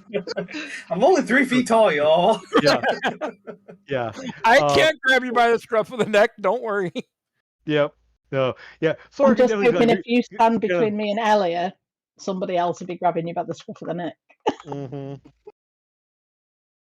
So you're able to head on out, and Lucas, if you want to stay behind and catch up a little bit, that's totally fine. Yeah. Okay. So the four of you head on out, down the street. Essentially, remember correctly here. I always try to see where things are again. It's over in this corner. Yep. So essentially, Nils' shop is right here. It's actually right around here on this bend, sort of right on the where this. Oh yeah, because the mine is up there in 6. Yeah. So yeah, so you can see the mines from where it's at there. So it's kind of on this little point of this wall, right at the base of this little cliffside here. It's kind of butted up against that. You head on back around there, and you do see the Dreadwork Forge, the Dreadworks set up there, and it's fairly busy as usual. It seems to be always busy. Hammers, various workshops around there. Again, you kind of enter into a central courtyard where there's like multiple forges all set up there, and kind of a big horseshoe sitting there. The largest one being in the middle there, where Bulk Dreadsarn runs the Arcane Forge, and the largest of the bunch there. As soon as you approach there, you see so essentially a effectively a clerk of some kind comes out and meets you first in the door there, and then kind of waves you off to the side, waves you off inside there. As you approach, so actually, are all four of you going in, or are you going to peel off to somewhere else? I'll go in. Okay, cool. Just want to make sure everyone's there for the moment. I don't know that I'll go in. I'll probably just hang outside and wait for them to come back. Sure. Okay. I would go with the rest of the group. Okay. So you kind of post up outside, kind of on the outside the gate, kind of the large gate outside there, as the other three of you head inside. In that case, the three of you give me insight checks as you wander inside there. I'm so good at those. I know this will be great. Actually, I'm gonna put you at disadvantage too, because you are focused. Doesn't matter. Don't bother. Yeah, here we go. You're totally fine. Just for kicks and giggles. See if sure. Yeah. Can I re-roll that? I'll use my inspiration to re-roll it. If you need to. I mean, yeah, if you want to. I just get the feeling that's important. I don't know why. It just occurs. I mean, it's sort of an out of thing. So essentially, this is I'm having you guys roll as you approach. I mean, normally I would roll this myself, but it's just one of the things I wouldn't spend your inspiration on this one here. Okay, well then I'm not going. I was going to say I said that after I rolled that, but like then I wouldn't. It's fine. I would say it's essentially I'm having you roll. It's something. It's mostly. Do you notice something as you walk in? Got you. Okay. It's just. I'm beelining it for Volk. I'm gonna happily you are just like inspiration and put it back in my pocket for later. Yeah, absolutely. Yeah, definitely. So, so then you're just like Bulk shield. Yes, that's my shield. Yes. I need that for things. Then let's see here. Amethyst and Trevor, Amethyst. You see kind of people milling out there. As you approach, you do see there's somebody else talking to him who sees you guys coming and sort of like leaves and walks off as you guys approach. So that's something you spot on the way in there. You will see then Bulk takes notice of you guys and, oh, good. Pause for a moment. All right then, good to see you. Eldon, right? Yes, of course. I've got your shield here, and he hands you kind of just on he just points to a little block on the side there. Opens up a box and says, "There's the tube you wanted." And it's sort of a kind of a gunmetal dark gray, just tube of the specifications you asked for. Looks very clean, very well made, very almost no seam that you can even see. Very well crafted. Perfect. There you go. Yes. Yes. Thank you so much. As I'm examining it, perfect. Yeah. It is exactly to my specifications. I am very excited for this. Yes. And the shield. All right then. And he pauses for a moment, like, now. I'll have to say, this was a very tricky piece. And he pulls out, and he reaches into this little, like, opens up a kind of a foot locker almost in the bottom there. And there's a couple things up there that are all kind of set up in little, wrapped up there. And he pulls this thing that's wrapped in sort of a cloth, and he hands you a circular shield. And you immediately notice something kind of odd. In that it's a very similar size and measurements to the shield that you currently use, because he took your current shield as specifications. But it's obviously adamantine, it has a slight reddish, like almost like glitter to it that's there. And there are a couple of larger crystals and 3 fairly large clumps of crystals that are kind of embedded in the metal. Shiny. How interesting. Very pretty. Yes. And before, well, I'll just say this. I experimented a little bit with the sections of the crystal that were embedded in the adamantium wouldn't come free. It didn't matter how much I worked at it, how much I tried to chip away at it there, they wouldn't completely dislodge. So I decided to see what would happen. And this was the result. And I'm gonna pull this up here and put this on your sheet so you can see what this is. I'm literally, it's like Christmas, y'all. So excited. Let me pull up your character sheet and I'm gonna drop this in. Come on. It's being slow for a moment here. Try something for me. Just a little thing here. It kind of points to both you, Amethyst, and Eldon here. And he's like, he sets it down on the ground a little bit farther away there. Hit it with some sort of elemental magic of some kind. Okay. And Eldon, you too, if you want to just Yeah, Okay. I'll hold it up. And the barrel just spins on its own to a lightning dart. Sure. Okay. And how about you, Amethyst? What are you gonna put into it? Firebolt. Fireball. Okay. So what you will see is it hits, and like it obviously like the lightning arcs around it there, it hits the ground around it there, and the fire kind of washes over, hits the ground around it there. The 3 clumps of crystal, one of them has a little bit of a flame arc like flickering up from it. And one of the others has a little bit of electricity arcing around it and through it. There are 3 crystals altogether. There's three clumps of crystals. So 3 of them there. There's little ones embedded throughout the metal there, but there's 3 like clusters that are kind of almost in a triangular shape on the shield. There, you realize as you hold it, there would be sort of 1 up top and then 2 down below. There's a rare frost as well then.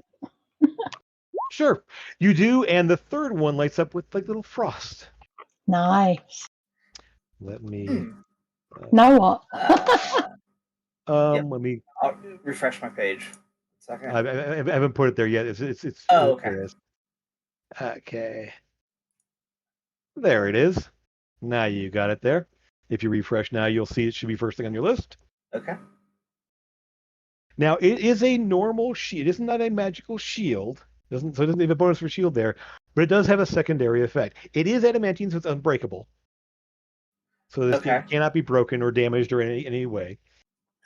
But you will see that it can absorb. It can act like a shield of absorption. The absorb element spell. It can absorb 1d8 of damage from any elemental effect that you're hit with. So essentially, if you're hit by it, you can then use your reaction to essentially lower the damage by 1d8. It will then store that element in one of the crystals.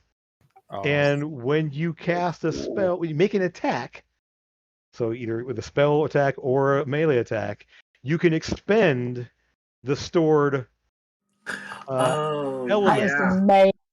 He just makes it better. Fun. I know. So and it will. So you'll need to keep. It has 3 charges. Effectively, if you long rest, it'll dissipate. The charges will dissipate. So essentially, what it says there. Just about Yeah. So it what's that? Never mind. Okay. So yeah, and so it can absorb up to 3d8. It'll have 3d8 there, so it'll add a d8 to a d8 of the spell that you absorbed. And it can absorb all 3 of the same type or all 3 types as you just saw there. So you have frost, lightning. So if you were to cast like a lightning dart at someone, it would add right now an additional d8. It would add d8 fire, d8 lightning, and d8 frost. That is so you can spend. So essentially, Yeah. Real fun. If you That's if you real let it fun. fully charge up there, you could do that once per long rest. Right. Yeah, that's really cool. Yep. Cool. Yeah. So the shield of absorption. Super He then fun. looks at you and like kind of a couple of you aren't here, but I had a little adamantine left over and decided to make something a little extra. And he actually on the table, you didn't spot this before, he kind of pulls the cloth there and pulls out a javelin. And you can see the javelin is very thin, long, basically about 3.5, 4 feet long or so, as a normal javelin would be. Very thin metal there, and you realize that it's made of adamantine.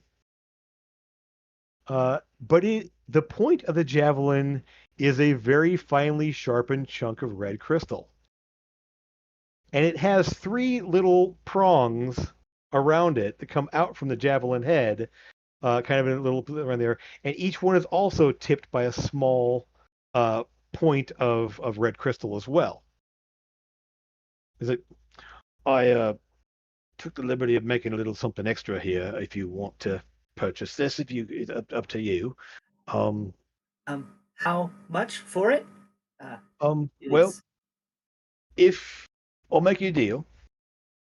If you let me keep. Oh, we lost somebody. We lost Sora. Okay. Okay. Well, as soon as you hop back in here, good. And refresh. Good. So you can hear me at least. Yes. So Sora, I would say that you back at the thing, you kind of like what you kind of see them like your attention is grabbed by them casting spells at something. And so you see them doing this over there as they're casting spells at a shield on the ground, nearby the forge. And then you see him hold up this javelin looking thing there with a red crystal point on it there. So let me tell you what it does first, and then so I would say as a deal, if you let me keep the rest of the red crystal, I'll give it to you for 500. And what this is, basically, it acts as a +1 javelin, but if you once per day when you hit somebody with it, if they have an active spell effect, it'll dispel magic. Oh, third level or less. That is amazing. So once per day dispel magic when you hit somebody with the javelin. And this would be called the Spellbreaker Javelin. Thank you so much. I actually do not have the current funds for that, as I did just make a large purchase. But if you could save it, well, I can buy it. I was gonna say, Sora, Amethyst, why don't you let me cover the cost of that, and you all can use it for whatever you need when you find it out. Unless you wanted to buy it, then you go right ahead. Don't you only have 500? I don't know. I have 500 on me right now. I can buy it for whoever needs it. Because we did just get paid, and I haven't spent any money previously, so or prior since I've gotten the money anyway. However, you guys want to split it up there. It is 500. And I don't want to. I can't use it, but someone here can. It's a thrown weapon. You can use it. I could. It's a thrown weapon, actually. Yes, it's a thrown weapon. Yeah. Okay. Well, then. Yeah, is it? And I believe it's simple too, isn't it? Isn't it yeah, it's a simple thrown weapon. I'll put it. Well, here's what I'll do then. I'll spend 500 and buy it, and then have Eldon put it in his bag of holding. Or you can hold it. Okay, then I will hold it. Yeah. Or Sora can hold it because me and Sora have shown that we are the most up in people's faces, sort of. Yeah. Well, no, Lucas has been up. Okay, yeah, well, we can all defend ourselves from long range, except for Sora, though. So she might benefit. Yes. Of having something thrown, right? Not just thrown, but she could hit it with. Definitely, you could also use it in melee as well. Yeah. It's only 1d6 damage, but right. I'm gonna hand it to Sora because So you see some coin being exchanged there, and this thing is being handed over there. No, you take Trevor this. takes it. I'll pay the 500. You grab this here. No, you keep it, and then that's what you see in game. Okay. All right, so I'm going to add to you, Sora. So you're going to see this on your sheet here. It's have so much cool shit. I don't want anything. I know. But all right, so you'll see it on there now. It's one charge, simple thrown. Yeah, it just as a normal javelin there. Oh, good. It finally fixed itself. I kept showing up as a weapon arrow because I built it originally up an unbreakable arrow, and I realized that no, let's go for the javelin instead. But it wouldn't shift there. So there's now a spellbreaker javelin on your sheet. That's very cool. Yep. All right. So if you ever have any other needs for crafting stuff here, please I definitely like the challenge. So if you want something made, stop in and see me sometime. Yes. Or, especially if you ever come across any more interesting metal types. I definitely like to play with other forms of metals. Yes, and also, I'll touch my nose. If I ever find that tomb, I will bring you back a rune or two. How about? I definitely Yes. definitely appreciate that. All right then. And so, you might want to. I heard tell that there's actually a journal that may be floating around, or a map of some kind. There's people that were looking into it at some point, looking into the tomb itself. Ask around, you might find someone who got a little bit more information about it. Really? Would you have a name specific, or a tavern maybe where you heard this?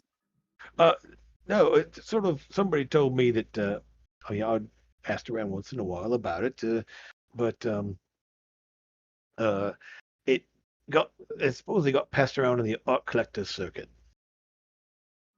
Ooh, I do have a contact, or rather, one of my friends has a contact in the art collecting circuit. Yes. All right then. Thank you so much, Mr. Bulk. It was so pleasant to meet you. I will offer out my tiny hand. He shakes it there. It was a wonderful, wonderful work. Yes, thank you. All right then. Well, have a good day, all. And he kind of waves at Trevor. Enjoy the javelin and the shield and stuff. And so take care, and thanks for being here. And up on your way. As we're exiting, Realized why you couldn't hear me. Oh, I didn't know you were talking. Sorry. Oh yeah, I had my head set up here, not down at my mouth. I was wondering, did you put that on Roll20 or did you put it on D&D Beyond? D&D Beyond. Okay. Yeah, it's on your inventory now. As we're leaving, Amethyst and Trevor, you know your Shattered Soul friend, at the painter, yes? Yeah. Well, we did that job for the art collector, didn't we? We went to get the painting for him, and he has a place here. So I do need to stop back by there. I do have some questions concerning. Yes. Do you know the rune that is in your necklace that I made for you and? Yeah. Yes, and your friend, other Shattered Soul friend, also your relation, as far as having relations. Yes. I do need to speak with. Having relations. Yes, let us stop by the art dealer for a couple of minutes. Yes. Yeah, but Gildor isn't in town anymore. The artist. Oh, the that's art collector is. Okay, yeah. Well, let's. That's unfortunate because maybe he would have had information because he was so. Well, let's just try the art dealer first. Yes. Great. All right. So, at this point, probably about 5:30, 6 o'clock, somewhere in there with walking around and haggling and buying and stuff. So what is your plan for the evening, let's just say?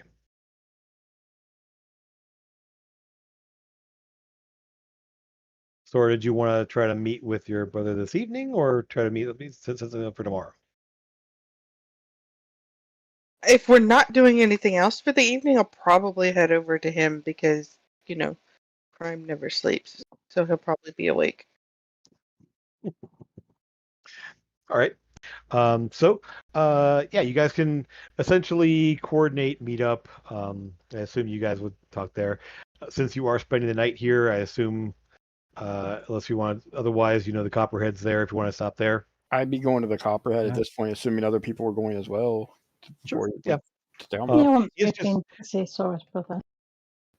Okay. Effectively, it's just essentially you take a few side streets there, and it's basically from Dreadwork Forge there is pretty much just straight west over this way. This cluster of buildings over this section here. Should we all meet up and go with Sora to her brother then? It's up to y'all. Well, I just don't want to split. I just don't want to split the group. Yes. Tomorrow morning, though, I would like to stop by the art dealer that we did the job for. Right. We could go to Gildo's father because he runs the art gallery place, doesn't he? Uncle. Yeah. Uncle. That was it. Yeah. Sorry. Let's do that and then do the rest of it in the morning before we leave. Okay. You will get a message. A message will be waiting for you at the at the Copperhead once you all get there. That it will take 2 days to get the full repairs fully done. The damage to the yard arms was enough that they're going to have to rework the fittings for it and everything else, the side one, and then replace the main the foresail, and then obviously getting all the sails trimmed, mended, and everything else. And so, just to be safe, they said it'll be 2 days to get it fully repaired. So you've got a little extra time. You're able to secure your rooms in the Copperhead there, and a message can be sent down to Stragor if you want to. Strega, head down there this evening. So say about 7 o'clock or so. Is everyone going to go? Yes. Yeah. There's a whole unit. Okay. Lucas, back to you there. Hello. I'll arrange to meet with Alindra later. And I'll go down with Sora and the rest. All right. So you head on down, and the Gort Strega Trading Company is right here on kind of this little corner back over here. I believe that's where it was. Yep. Yeah. Why is it called that? Well, Gort Strega, Amethyst, you don't speak Draconic there, but everyone else there, Gort Strega literally means great storm. Strega means storm. Gort means great. And so Gort Strega means great storm trading company. I can cast comprehend languages. Exactly. And so, I mean, it's one of those ones that, I mean, somebody may have mentioned at some point there, but they're fairly common words in Draconic. I mean, great and storm is a little less common in everyday usage there, but you know that's what it means there. You approach, and again, this is a large, like 2-story warehouse type building there with a side building set up, a second little 1-story building attached to this side. You see large open doors for wagons to be pulled in to the main warehouse thing there. It was obviously like an office kind of building attached to the side there. There's a smaller, like single entry door on another side there, and then a door on the office itself. Sora, you kind of head around to the office area that we were brought in before, and when you arrive, you will see, as it is after hours there, you knock on the door. Within a couple of moments there, actually the person that answers is your friend. Man. Actually, no, the lizard man actually opens the door there. Right. You see this broad, fairly squat-looking, almost like crocodile-looking person there. No tail, however, just kind of that broad shoulders, dark green skin, mottled with some brown of that thick like ridge going down from the top of the head down the spine, but broad build. Just wearing, for the most part, like kind of hide armor almost. Nothing too fancy, fairly plain looking. But he does have a battle axe on one hip as he opens the door there and kind of nods at you and kind of glances at the rest of you and then just says softly, "Come on inside." As the group of you are led into this fairly spacious room. There's a large desk on one side, kind of a seating area, a couch and a couple of chairs with a small table, a little cabinet with what you would assume for like refreshments or stand or something like that. It's currently empty for the moment. As you enter, within just a few moments of entering, and once you guys all inside there, the lizard man closes the door, and in from the door beyond this room enters Sirith and Strega. Sirith being the white dragonkin, white skin there, kind of lithe, lean-looking build there, wearing robes, and a very powerfully built-looking, essentially think Sora but male. I mean, just everything's a little bit broader, a little bit blockier, slightly taller, but not much. But you kind of look at him for a moment there and realize he's wearing scale mail, but it's dyed the exact same color as his scales. It's almost like he's just wearing thicker scales over top of his own scales. And he has a broad, long-handled sword poking up over his back. No, there'd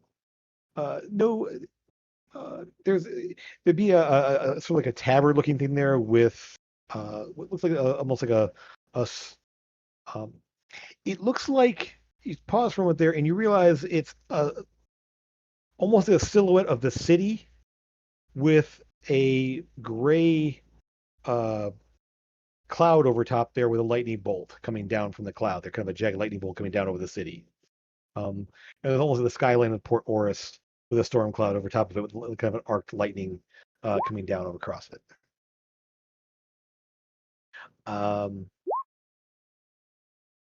Sirith, go ahead. Are these two a couple, or is it just a working relationship? As far as I know, it's just a working relationship. Lucas and Amethyst, your passive insight's high enough there. There's the way these two kind of enter together and move, that there's definitely something there. You don't know the extent, obviously.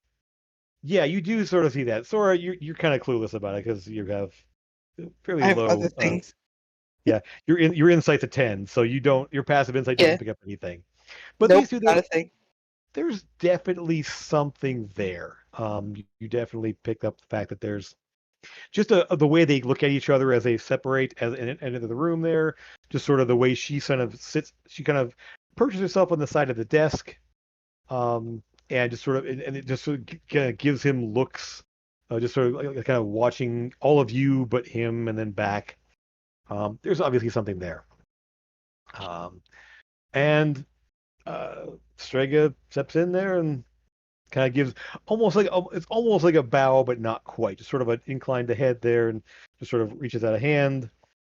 Thank you for coming. I am very happy to see you. Thora, it is good to see you again. I had no idea when it would be, but it is good to have you back. This time, I'm going to actually give him a hug as opposed to shaking his hand. And then I'm going to start spouting off things like Eldon does about the drinks we just saw. And how we talked them away from attacking us. It's sort of like kind of that like, oh, the hug is a bit awkward. He wasn't expecting it. But it's sort of like it's almost like oh, okay. And then he sort of leans into it for after a moment there, and it's kind of it's obviously like, oh, we're doing this, okay. And then just listens, and you all just hear the barrage. And he just sort of smiles and just nods at points there. Storm drakes. That is good to know that they're in the area. They're normally not far from Stormspire. And you can see, as opposed to Sora and Sirith, he definitely has a bit difficulty speaking common as easily as the others do. And Stormspire comes out as Stormspire. It is good. Well, I'm glad they have moved further south and east. It is not common to have them in this area, so I appreciate that. Please, drinks for anyone or the refreshments of any kind. I can have something brought out. Yes, if I forgot to. Sorry. I forgot to introduce everybody. The Tabaxi is Amethyst. Amethyst, this is my brother. And I'm going to go down the whole row of friends. No, you haven't met my brother. Yep, You've met her. You have not met my brother. I came with you last time, though, because I didn't want you to go on your own. Oh, I didn't. No. She was on her own. We had the psychic link open, didn't we? We did. The psychic link open, and then my homunculus also was hanging out underneath her cloak. Yeah, so you heard a lot of it, and she was like forwarding some things to you, but a lot of it was sort of like telephone with her for the most part. But so this is the first time. So you do run down, and he kind of nods at all of you. He doesn't reach out for a handshake or anything else like that. He just sort of like nods at each of you, and it's very good to meet you all. I understand Sora has had a number of adventures with all of you, and it's good to see that she's in good hands. I would take a black tea and a sweet if you had any. But yes. I'd just like to add, we're in Sora's good hands too. She is very capable. We're not just babysitting her. Oh no! Yes. If we are on the praising, Sora is very powerful, and she is capable of many interesting magical, divine magics. It is a truly fascinating thing to see the differences between divine magic and normal arcane that we ourselves experience. She brought down a Trollin. Y'all are making me blush. She brought down a Trollin about the size of her. With two slings. It's because he said that he was glad that you're in good hands. I thought he thinks that we're babysitting you. Well, as far as he knows, you are babysitting me because he needs to know that you're powerful and you're, very capable yourself.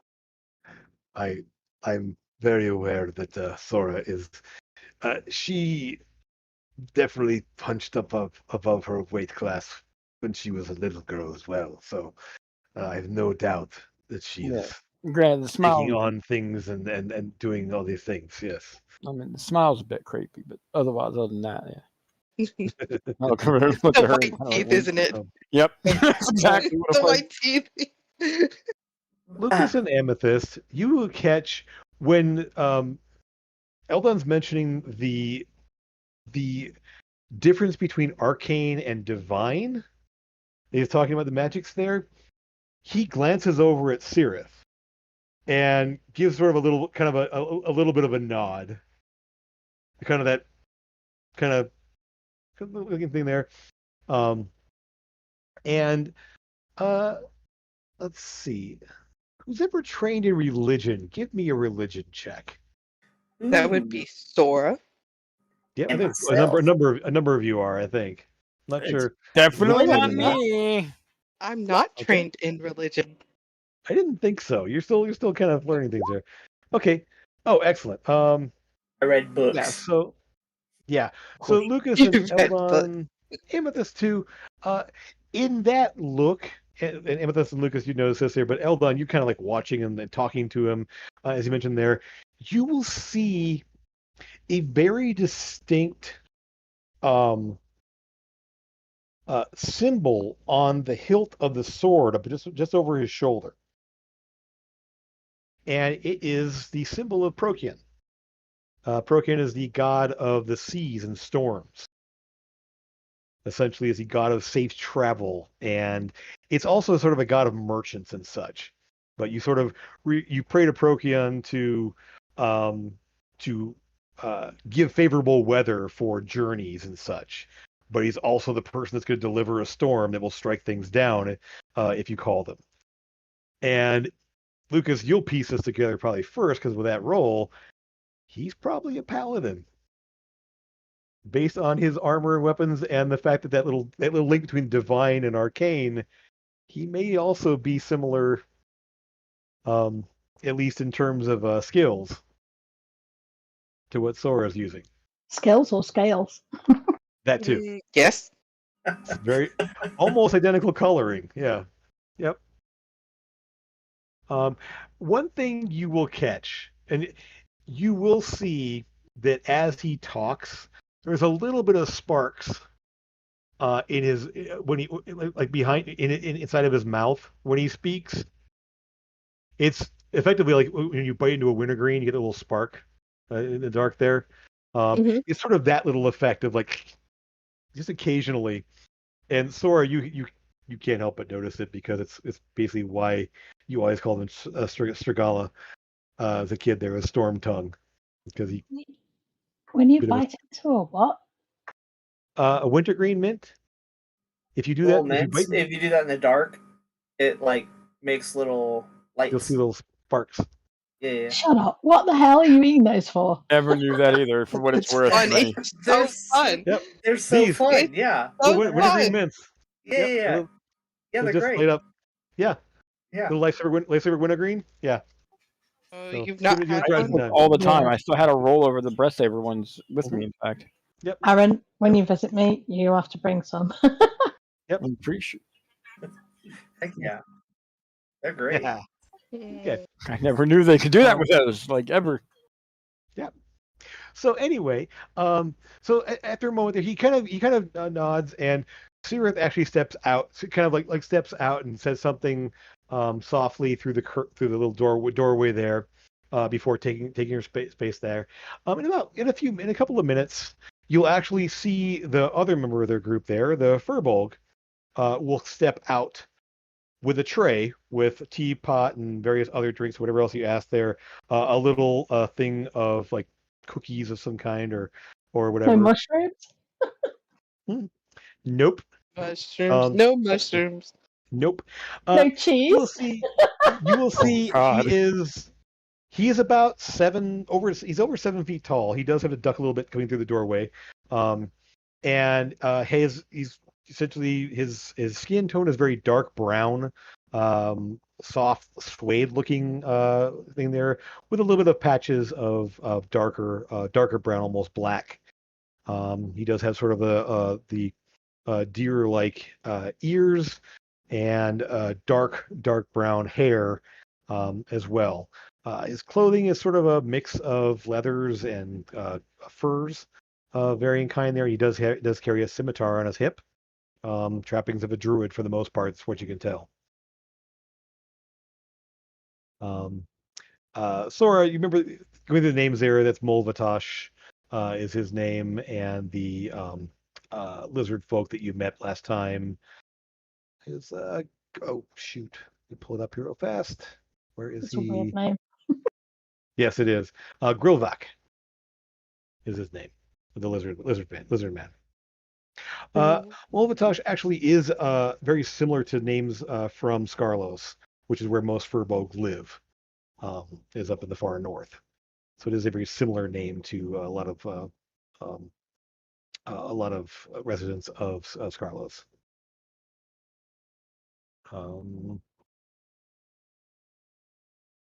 Yep.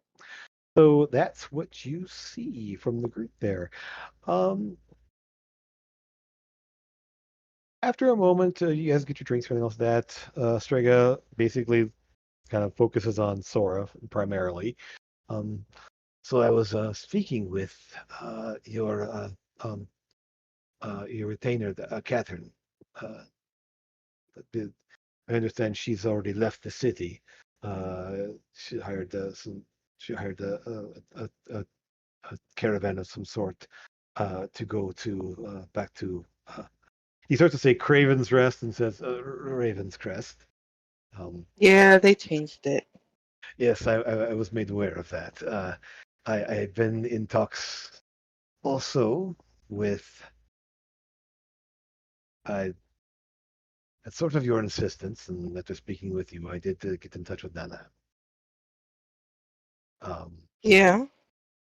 We're looking to potentially go into a joint venture with the storage facility there in Ravenscrest that we can essentially use to house and transport goods back and forth from Shorehaven to Fort Oruss. I would not be would not hurt to have more connections. It is about time I work things out with her. Good, because she was worried about you. Of course, she worries about everyone. It is her nature. Did you Also, know that worry can actually cause some medical issues if I'm sorry, yes, continue. Yes. The druid looks at you and nods. It's true. It is very true. I like him. And they all sort of turn and look at him like, come on. Kind of, yeah, whatever. He Sorry,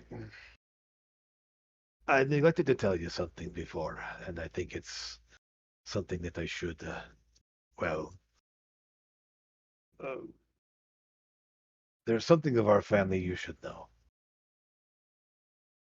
Okay. You're starting to scare me now. I don't think you'll should be afraid of this for the most part, but it might be a little difficult to understand at first. No, these one actually Sora they do have tails. That was the whole twist. They actually don't. Yeah. Yeah. Um, Mother is alive. I start to speak, I don't speak, and then I kind of just stare at him.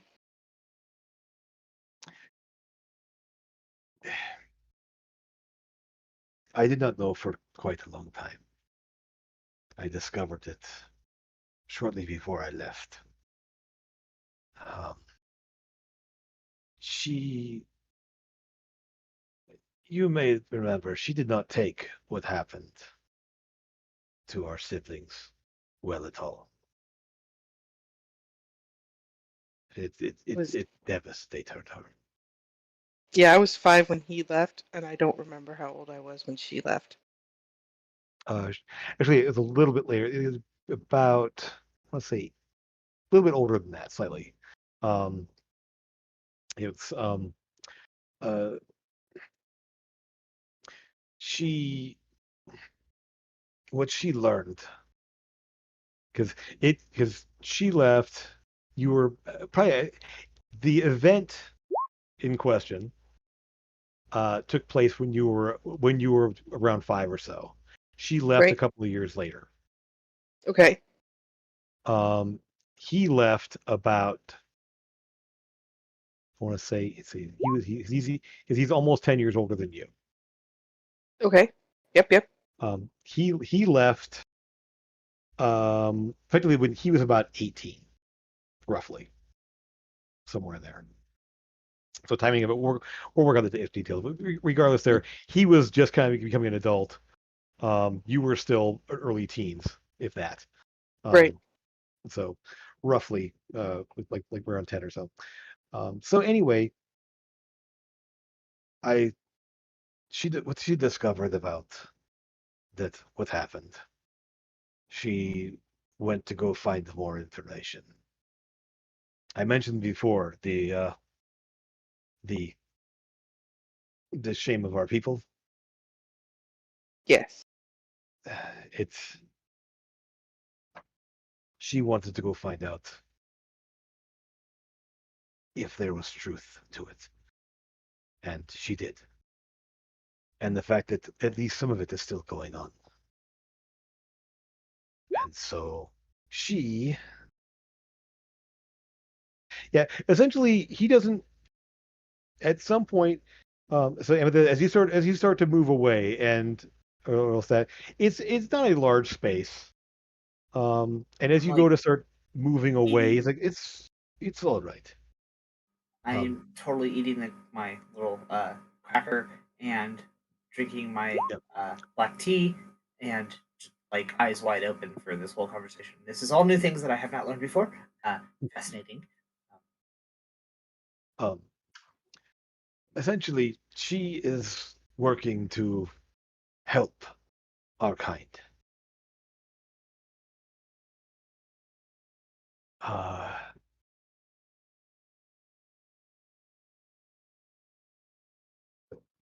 People like us are still being born in their cult. Because the eggs can be any color, right? It doesn't matter. It seems so. And when it happens, they destroy them. She is working to get them out. She has a network of people that'll rescue them instead and smuggle them away. Part of my smuggling operations are to help her do that. So at this point, Sora's got like you know when people are sitting down, they got that knee twitch thing going on. I'm literally doing that with my whole body. Yeah. I sort of kind of had a feeling that this was the way it was supposed to be. Mom wasn't dead, and I knew it. Kind of facial expression is going on right now. Like I knew it. I knew it. I knew it. She wasn't dead, and now I want to go find my mom. I want to help her. I want to go find her. Well, her operation is kept as secret as possible, as she has a small number of people working, and what they're doing, if they were to be discovered, would be very dangerous. At this time at least, I cannot divulge her location. I wanted you to know the truth, though. Thank you, but if I can't, what can I do to help? I think at this time, if she knows that you are, if she knows that you know, and if there is a way you can help, she will reach out to you, and I will reach out as well. I wish nothing more than to ensure her mission is successful, and whatever is happening in our homeland, it is stopped. Yeah, it definitely needs to stop. So there is more information to find out. And at some point, I wish to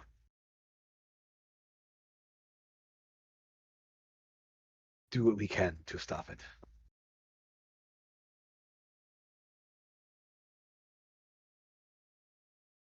I wonder if there's any way we could help her on this side of it.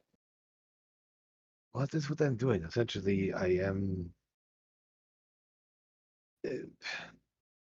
any supplies she needs, I'd make sure she gets them. If there's anything she needs to send away, usually young ones, I ensure they have a place to go. I have a number of people that I can reach out to take in hatchlings.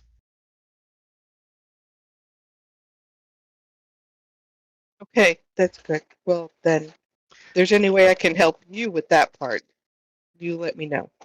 Absolutely. This is why I'm telling you, because when time comes, I will definitely call on you to help. And this at least you'll be aware. And with an operation working with Nana, having a warehouse in Raven's Crest, it makes a good waypoint for moving cargo that we need to secure. Oh, good. Good, good. I'm glad I could help set that part up. That was hard. They didn't want to build a wall. They didn't want to have nothing. It was hard getting those people to agree on one thing. Some people never know what's good for them sometimes. It must be because of beaten over their heads.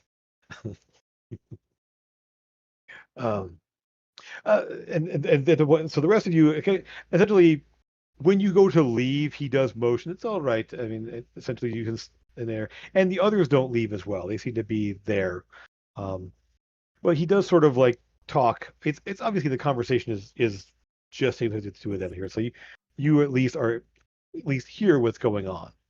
So, out of curiosity, because you did bring it up, what is your people's I mean, I was gathering from context clues. However, what is your shame? I will give Eldon the dirtiest look that you have ever seen me be able to give. I will like crunch a little bit because this was explained to me of that's not a good thing because I just experienced it with Amethyst last time I interrupted her and her relations.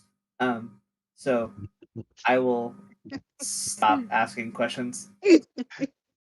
She's not my cousin, for goodness sake. Trevor is noticeably uncomfortable. Yeah, understandable. I at some point I can let's slide some more of that information. I mean I told Sora the most of it. I it wouldn't hurt for your friends to know if you are okay for me to tell them. Yeah, go ahead, because I roughly told them part of our conversation the last time, and I think I might have confused some things. Yes, I did. I did leave this part out, and I think that's why things are a little confusing right now. Centuries ago, I don't know exactly when. The Dragonkin settled after the cataclysm. The Dragonkin made their way to this continent and founded this nation of Durkal, where most of the Dragonkin reside.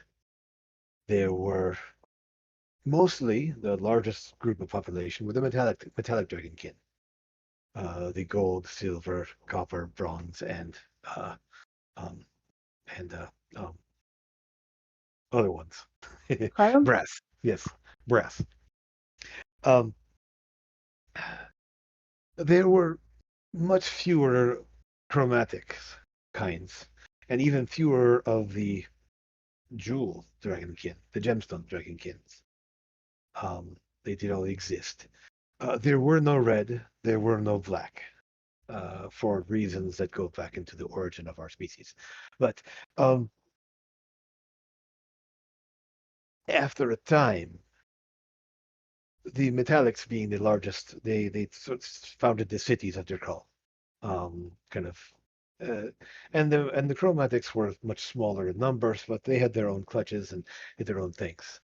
Well, centuries ago, I don't know exactly how far back, chromatic eggs started. Chromatic dragonkin began hatching from the metallic eggs. Nobody knows why, but it started happening that way. And the uh, and he goes on to explain. We'll drop the accent there for a moment. That the metallics, for whatever reason, began to distrust this, seeing this a corruption of their kind, of their eggs.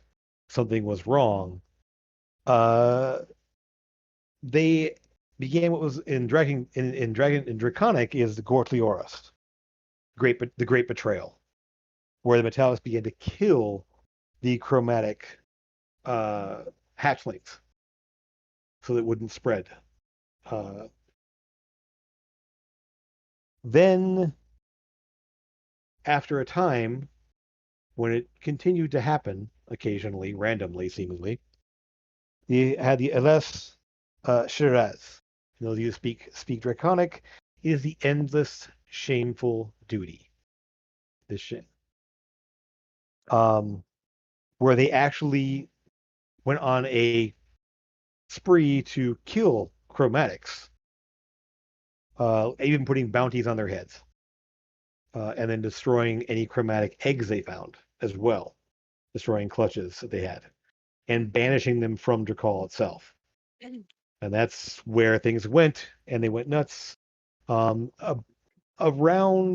the turn of the end of the millennium, there, a little before the Age of Progress began, the practice was ended through pressure and sanctions from all the other countries and city-states. Said no more of this. No more bounties, no more nothing.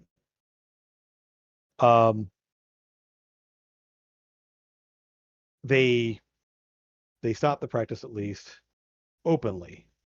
But according to him, the killing of chromatic eggs and hatchlings is still being done within Drakal itself.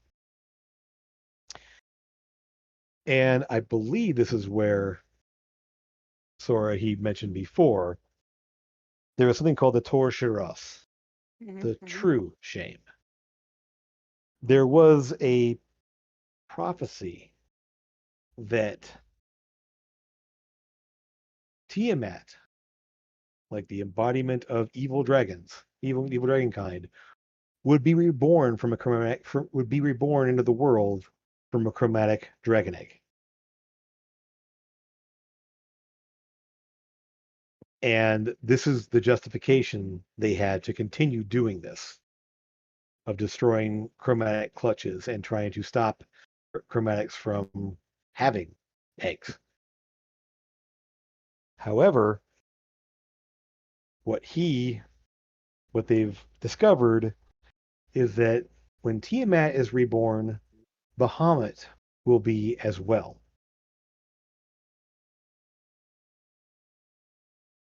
Along with the rest of dragonkind. And so the metallics are preventing this from happening because they don't want to risk Tiamat coming back. And so that's the gist of what he reveals to you guys here.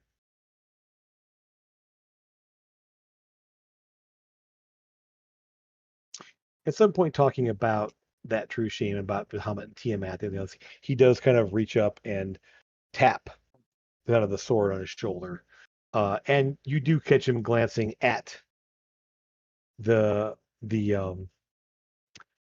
emblem on your shield, Sora. Obviously, the platinum dragon on your shield there.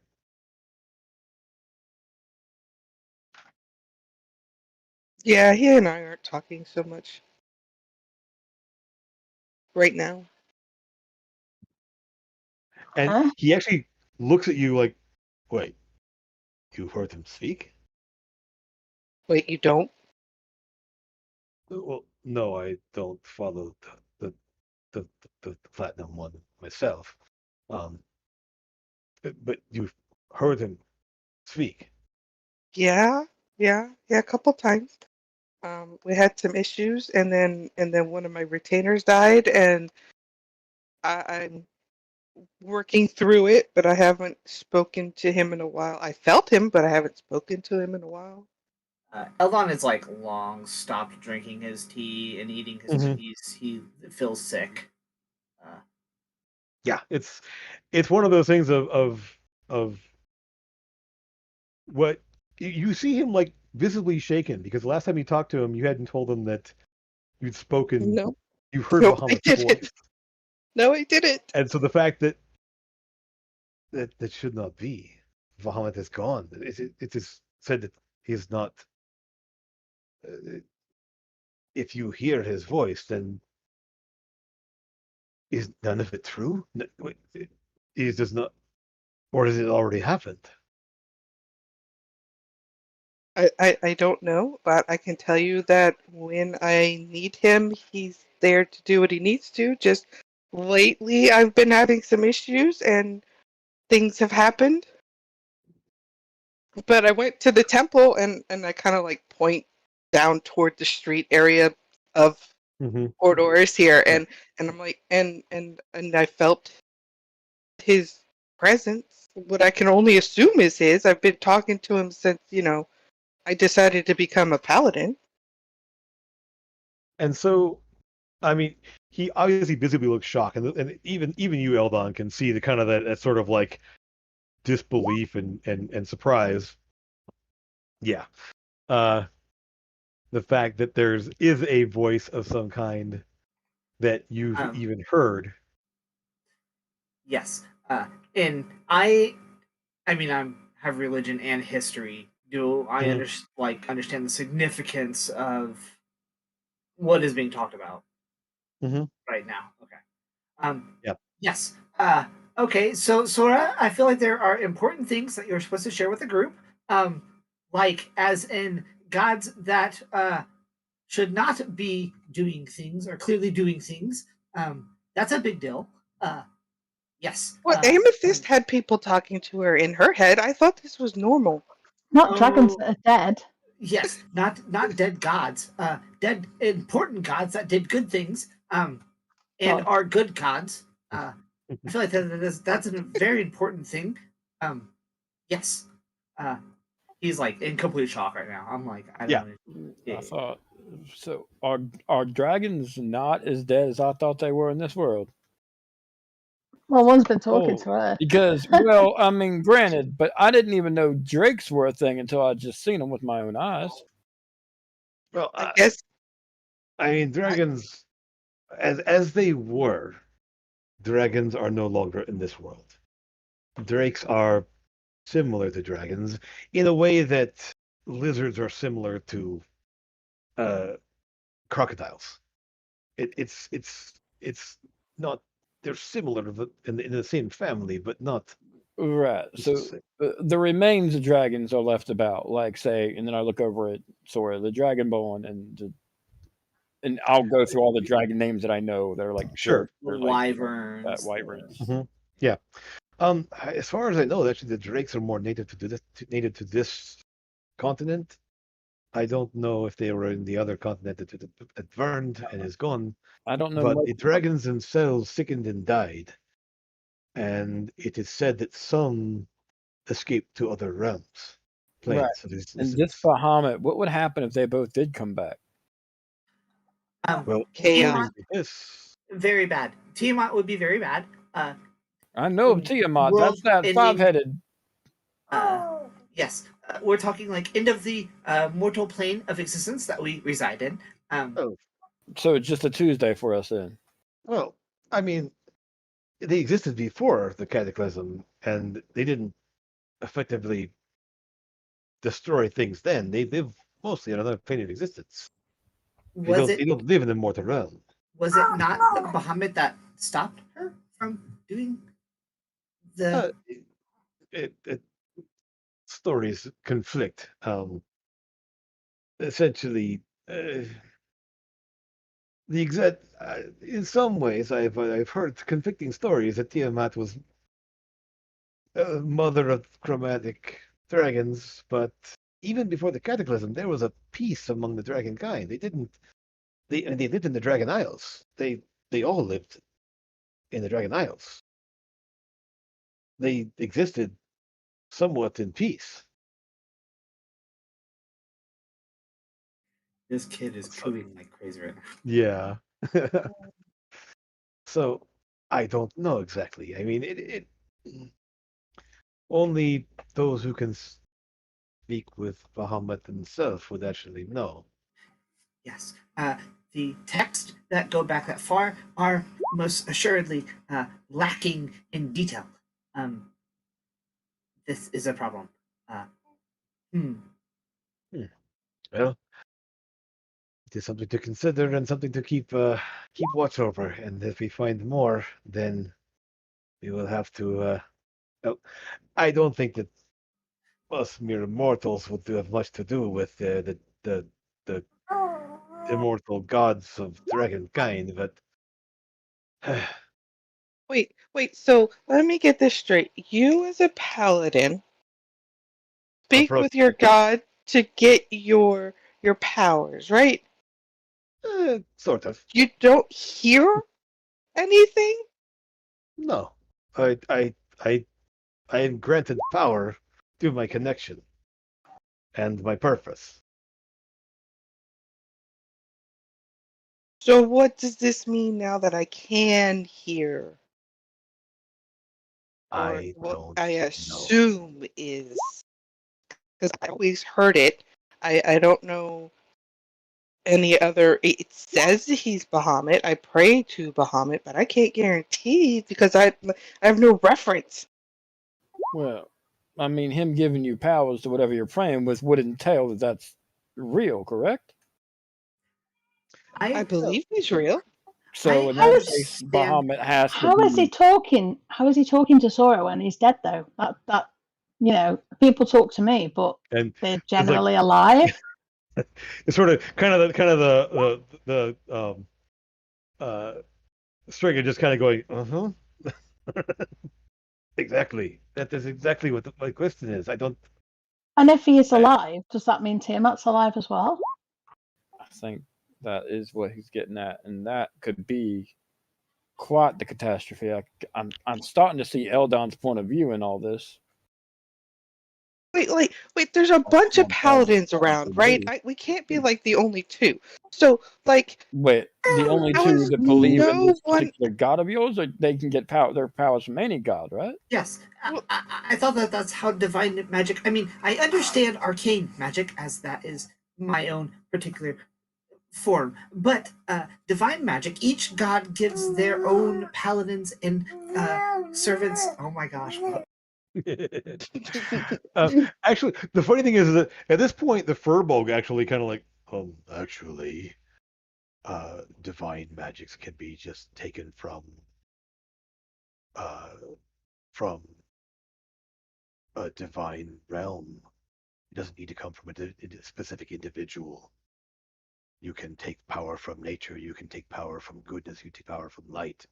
There are domains associated. I couldn't heal people before yesterday, so I do see your point. It is also the fact that paladins can often worship an oath and ordeal. They gain power from their convictions, not just from an external source. But my problem then comes into I can't be the only paladin hearing him. Right? Maybe you're not. Serious, speak that there. You need to speak to other paladins to see if they are. Like you would have heard something like that. How many paladins? She's literally going off. She's actually going off on a tangent at this point. She's more talking to herself than she is talking to anybody else. Exactly. And so Sirith is just sort of like sitting there looking at you, just well. Eldon's giving you bad habits. I'm sorry. Bad hobbits? What? Bad habits. I think she meant to say not hobbits. He totally said hobbits. Bad habits. Bad habits. Bad potatoes for rabbits. Bad habits. Well, and when she said, "Have I spoken to any other paladins?" I will look at her and be like, "Have you seen any other one? I haven't. Besides my brother." And then she'll start wondering, "Am I the only paladin left? I mean, besides my brother, are we the only ones?" Because we've been around this whole flippin' city, and I haven't seen anybody. She's talking to herself, guys. She's really losing it. So it's one of the things, like, she just sort of, like, Sirius just sort of smiling and looking like, it's... And what at that about point, clerics? She kind of looks over at Strega and, like, understand. Everyone's path to divine power is different. Not everyone does the same thing. I don't worship even Procyon. I don't speak to him. I just gain power through my conviction in our shared ideas. It is not the same thing. I don't worship Bahamut. I'm not a worshiper of Procyon even. I draw on the same power and recognize his strength in what he does. She's gonna turn to Eldon and be like, I need to hit the library. We gotta find some books. Her mind is literally going 1,000 miles a minute. She's like, and what about clerics? Because they pull their powers from the same place. Having a complete fit. Fit. And on that existential crisis, let's go ahead and have ourselves a break. Okay. And in about 5 minutes or so, bring my food here. Grab some drinks, do what you need to do, and we'll be back in about 5 to 10 minutes or so. So, awesome. Yes, and we'll pick up shortly after this. Shortly after this point right here. So, think about where we're moving on to next. So, thank you. Grab something to eat. Grab some drink. Back in about 5 to 10 minutes.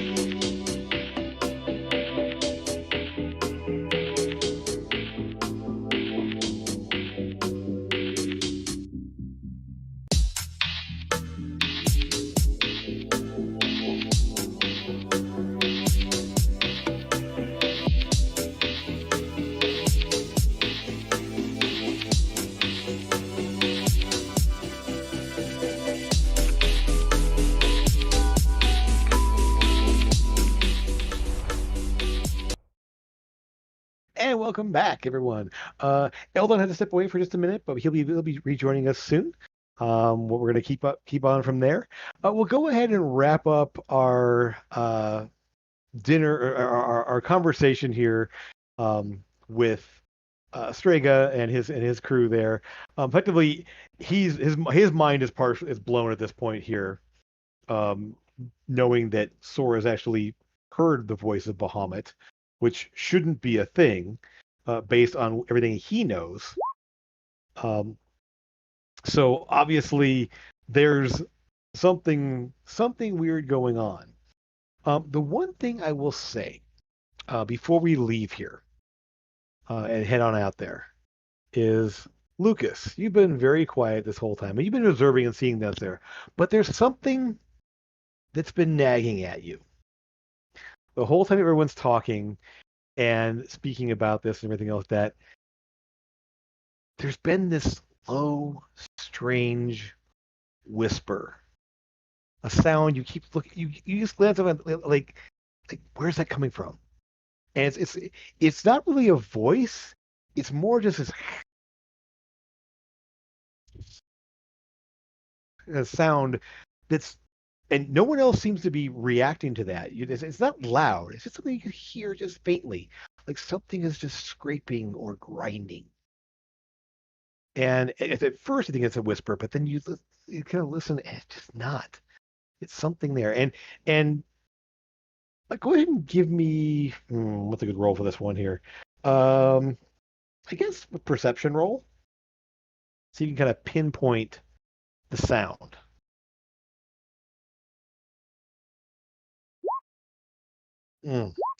Just isn't.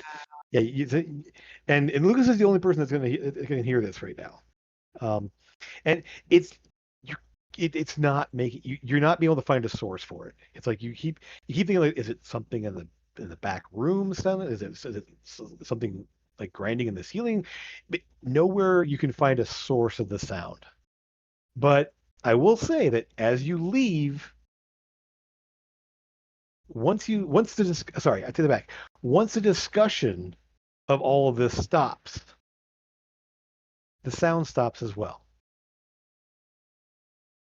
Right. Once the conversation turns to, okay, well, let's think about this. Let's talk again soon. It's good to meet you all. Kind of saying goodbyes there. At that point, the sound stops. Is that you, Bahamut? No, this is, like I said, again, it's only Lucas is hearing this. Nobody else is hearing a thing. Did it stop when there was a pause in the conversation? Not really. It sort of kept going during this whole conversation there, and then when the conversation turns away from that and goes to, like, okay, let's talk again some other time, and that's when it just sort of like, and it just sort of like fades away and starts becoming noticeable. It isn't like a light switch goes off. It's just more like you kind of like listening, and then no, it's gone. So something related to this conversation is triggering some kind of sound you were hearing. And so, you guys, is there any last questions you wanna ask Oruss before you guys go here? But essentially, everyone's getting ready to make their goodbyes and talk again soon, kind of thing. And obviously, revelations. Anything else I need to know that you guys are hiding from me? No. Says Little Miss Secretive. Like this was big. Like says Little Miss talking to a dead god. I don't. There's nothing else this time. It's his. I told you everything that in relation to this. So, as more information, again, I will speak to you again soon. I think that I don't think that the operations in Raven's Crest will start up at least until the spring, when construction can really be done. But yes, I think that this will be a good thing, and I would like to work with you. That's awesome. And I'll walk over. I'll walk over to how do you pronounce her name? Zenith? Sirith. Sirith. Sorry, Sirith. And I will say to keep an eye on him. He's my only brother. Of course. Absolutely. I mean, he's my only husband. Wait, what? Oh! This is what I'm talking about, people. Took a twist. They're just working relationship. A very professional working, very hard relationship. Okay. And you just hear him kind of hear him sort of get a little bit of cough on the side there. I literally will just mouth open. Obviously, the sparks are coming out, and I will just walk away and out the door. It's good that you know now. Yeah, I didn't trust her. I didn't trust her at all. Like, it's like, and then I'm just gone. That's just racism, though. She's a body color. So with all this sort of buzzing through your heads and everything else, that you make your way back to the Copperhead Inn. What kind of essentially, is there anything you want to do before we end the evening? Anything else anyone wants to look into, or discussions or whatever before we Didn't Eldon want to go to the art collector? It does, yeah. It'll be in the morning. We wouldn't be able to talk to tonight. Yeah. So at this point, it's about 8:30, almost 9 o'clock. Between walking around and the conversation took about an hour, a little over an hour to kind of go there. So I want to go to that stone circle while it's dark. Okay. I'm kind of at this point just following whoever happens to be in front of me. Okay. I'm trying to figure things out. Okay. I would. You want to go tonight with the rest of the group? Yep. Okay. I don't know what you were shaking then, but you had me scared for a minute. I was wondering. Yeah, I wonder what's going on there. I didn't have anything to put in my water. I hate regular water, so I mix it with something else. But I got a bunch of D&D stickers on it, though. We do like a shake weight workout. What's going on here? Nerd. I keep forgetting that my camera's on. So it's like, okay. All right. Yeah. So do you want to cut to the traveling outside the city at night?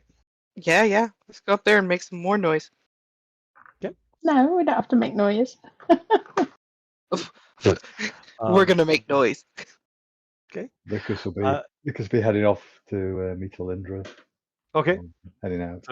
So Lucas does peel off to go meet up with his lady friend.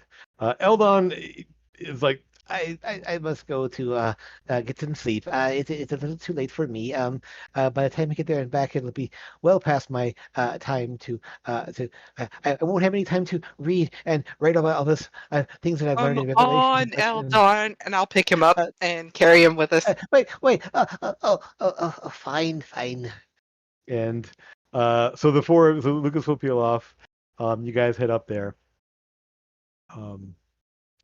You could sleep when you're dead. We'll be fine. You always get on me when I spend too much time working and don't get enough sleep, and now you're taking me away from my sleep. Fine. And he sort of like, put me down then, and so he. Yes, I will. He walks along there. Amethyst. So you're kind of leading this little group up here to the Druid Circle there. What are you looking for? Just looking. Okay. Just interested. Okay. All right. So when you get up to there, it takes a while. I mean, you're all the way across the city there, so it's a good hour and a half to get up there. So it's pushing like 10 o'clock, 11 o'clock, actually about 11 o'clock or so by the time you get up to the circle itself there. Fully dark. It is very cold. You're able to get to the circle itself. And Trevor. Yes. It's interesting because last time you were here at this little Druid Circle here, you weren't a ranger. Correct.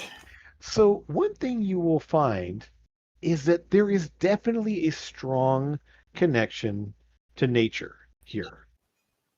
And it's not so much like an animals and plants going crazy around that, but there's just this like weird well of power in the center of these circles that you didn't sense before.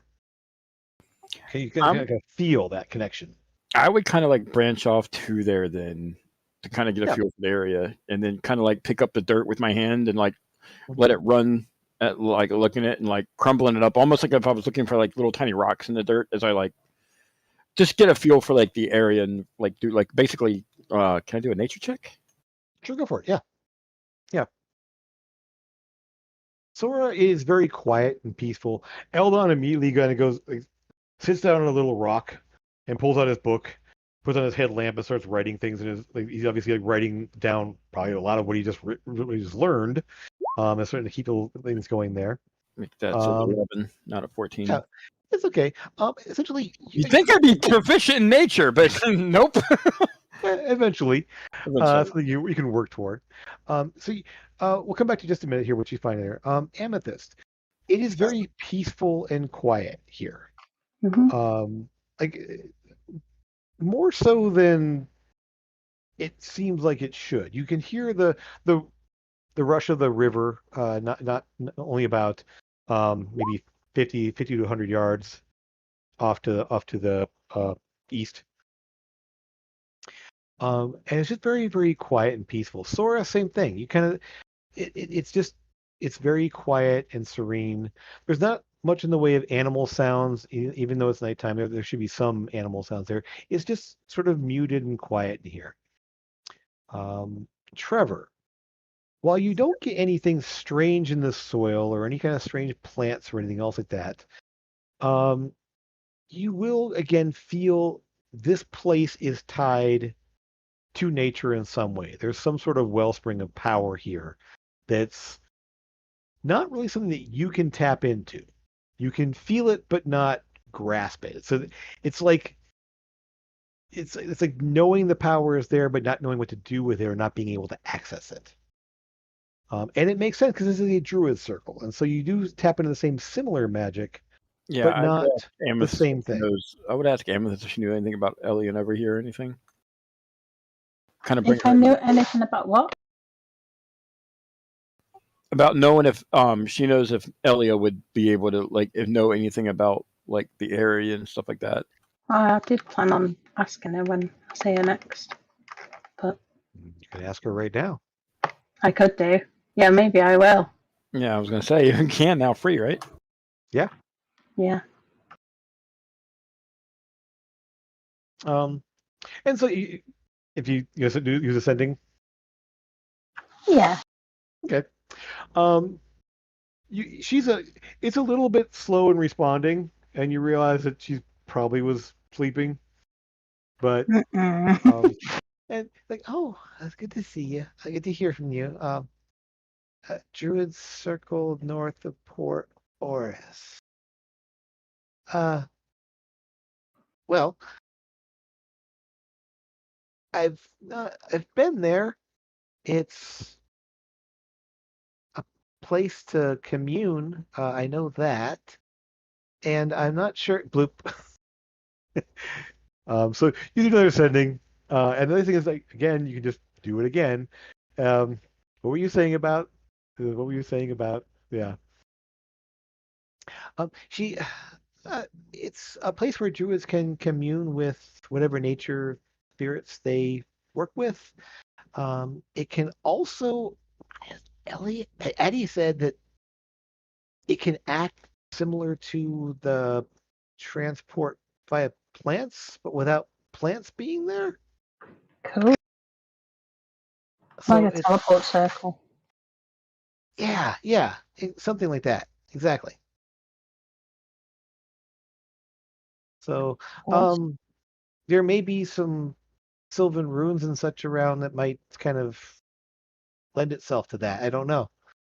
I think there was some writing on some of the pillars. It's been a while since I've been there. I do speak Sylvan, so I'll have a look around. So look around there, and dark vision and light spells and dancing lights that you have at your disposal there to use there. You will find various runes there, and essentially, you find sort of almost like a calendar. In terms of like the writings on there, sort of each pillar represents sort of like a different season / month / like facet of nature and the time around various parts of the year. And while you weren't able to tap into any kind of arcane thing there, this may allow someone to focus similar to the way to teleportation circles might work. Oh, you found the. Okay. So yeah, you're able to. So you kind of piece it together. This is probably between the timing, the time elements of this, and the spatial elements of the ground and what's there. Yeah, druids could use it as a teleportation circle. Cool. So, Trevor, yes. one thing you will definitely hear while you're in here, things are very quiet in your head. Things are very quiet outside. And the one thing you do hear is somewhere out in the distance, just way out somewhere, there is a howl of a wolf. Just somewhere. Again, it sort of echoes through the night. Kind of shapeless, formless, no idea where. Okay, I'm gonna look around. And like, what time is it? You said right now? It's like at this point, it's about 11:30. Y'all mind if I hunker down somewhere for a little bit? I'll be back. Assuming anyone will give me the time. What? I need to go somewhere. It's in the city walls. I'll be fine. If somebody wants to accustom me, well, remember, it's actually outside the city. Oh, up here. That's right. You left the city and went north of the city there, so you're not in the city right now. Do you need to go alone? Can we not go with you? No, if we have time, you can definitely accompany me. Oh, I'd rather that than find your body later. I would say this, Trevor, as you start to like kind of orient yourself. Again, the sound, you can't pick a direction. Essentially, there's no like specific, like you literally go to like, which way do I go? And you realize kind of moving around in a circle, kind of like, you don't hear the howl again. It's that one lone howl out there somewhere, and you realize that there's no place to really, nothing really to track. Let's just put this on the back burner for now. What do y'all think? Are you sure? There's something literally calling to me. I'll get to it eventually. I mean, meaning it's my level 3 Beastmaster animal I can't get yet. Okay, so I just have to keep it going. Like, okay. It's the call is out there essentially. Whether or not I've already made choose to follow it. I've already got the stat for it, and I just got done getting character art for it, and you're going to laugh at the name. Okay. So, while you guys are out there, Lucas, Olindra is happy to meet for late night snack, drinks, whatever, and she will actually tell you that I think you're going to want to talk with Professor. It happened. A book's gone missing that we don't think should be out there. It's not. I mean, I don't talk business and all that, but I mean, and nothing we do about it tonight. But check in with Professor if you can tomorrow. If this thing, she's concerned, and I don't know the full details because I'm not really. I mean, I'm a student. I'm not a faculty. I don't have all the there, but I know it's something that she's concerned about. And I didn't realize you're coming back. Here you were supposed to go from there to the tower to back home, and I had no idea when I'd see you again. So So yeah, let's check in with her tomorrow if you can. Will Because do, yeah. yeah. And you see, yeah, she basically, I mean, at that point, it was like, no more business, no more business talk. Tell me what happened. Where did you guys go? What did you see? And so she kind of lets you launch into the story of what you experienced there. And of course, she's um, simultaneously awed, impressed, and worried that you could end up getting yourself killed, and relieved that she's not out there too. So, like, it sounds crazy. It sounds exciting, but it sounds terrible. Oh, we're fine. We can handle it. We're good. You've definitely shown that. And so evening will progress however it will progress. You guys will eventually get back in there to your rooms, probably well after midnight. Eldon grumbling the whole way back that he's being kept up so late. And he hasn't been able to finish his writings and everything else. I'm going to whisper to Amethyst that it's so that we can sleep in tomorrow without hearing his alarm. We could just lock him in a box somewhere. That would not be nice. No. Yeah. He does have his own room, luckily, so you don't have to hear his alarm, thankfully. So you're able to get back to your rooms, get yourself some sleep, and Eldon will probably, of course, his alarm will still go off at the normal time. He'll still be up, but he won't be bothering you because he's in his own room. He will try to make up for lost time, getting things written down there, getting food and everything else. And in the whatever time of the morning you all manage to meet up again, we will cut to that breakfast / brunch, whatever it is, as you guys decide what to do next. Eldon does mention he wants to head to the art dealer at some point there to find some things, but that's not really extremely pressing. It's just something he wants to do before they leave the city. I would like to see if we can go to the library and check out a couple of books that I could take with me to read. Yeah, that's definitely possible. I'll mention that I've been told that a book's gone missing that they don't want out there. So we're gonna might want to go see the professor. Where's the professor? The library. Oh, oh look, they go inside. Mrs. Pretzel. Yeah. Yep. So you're able to go ahead and get things together, and once you guys get your breakfast and brunch out of the way, collect your thoughts and move on. Head to the library first, then.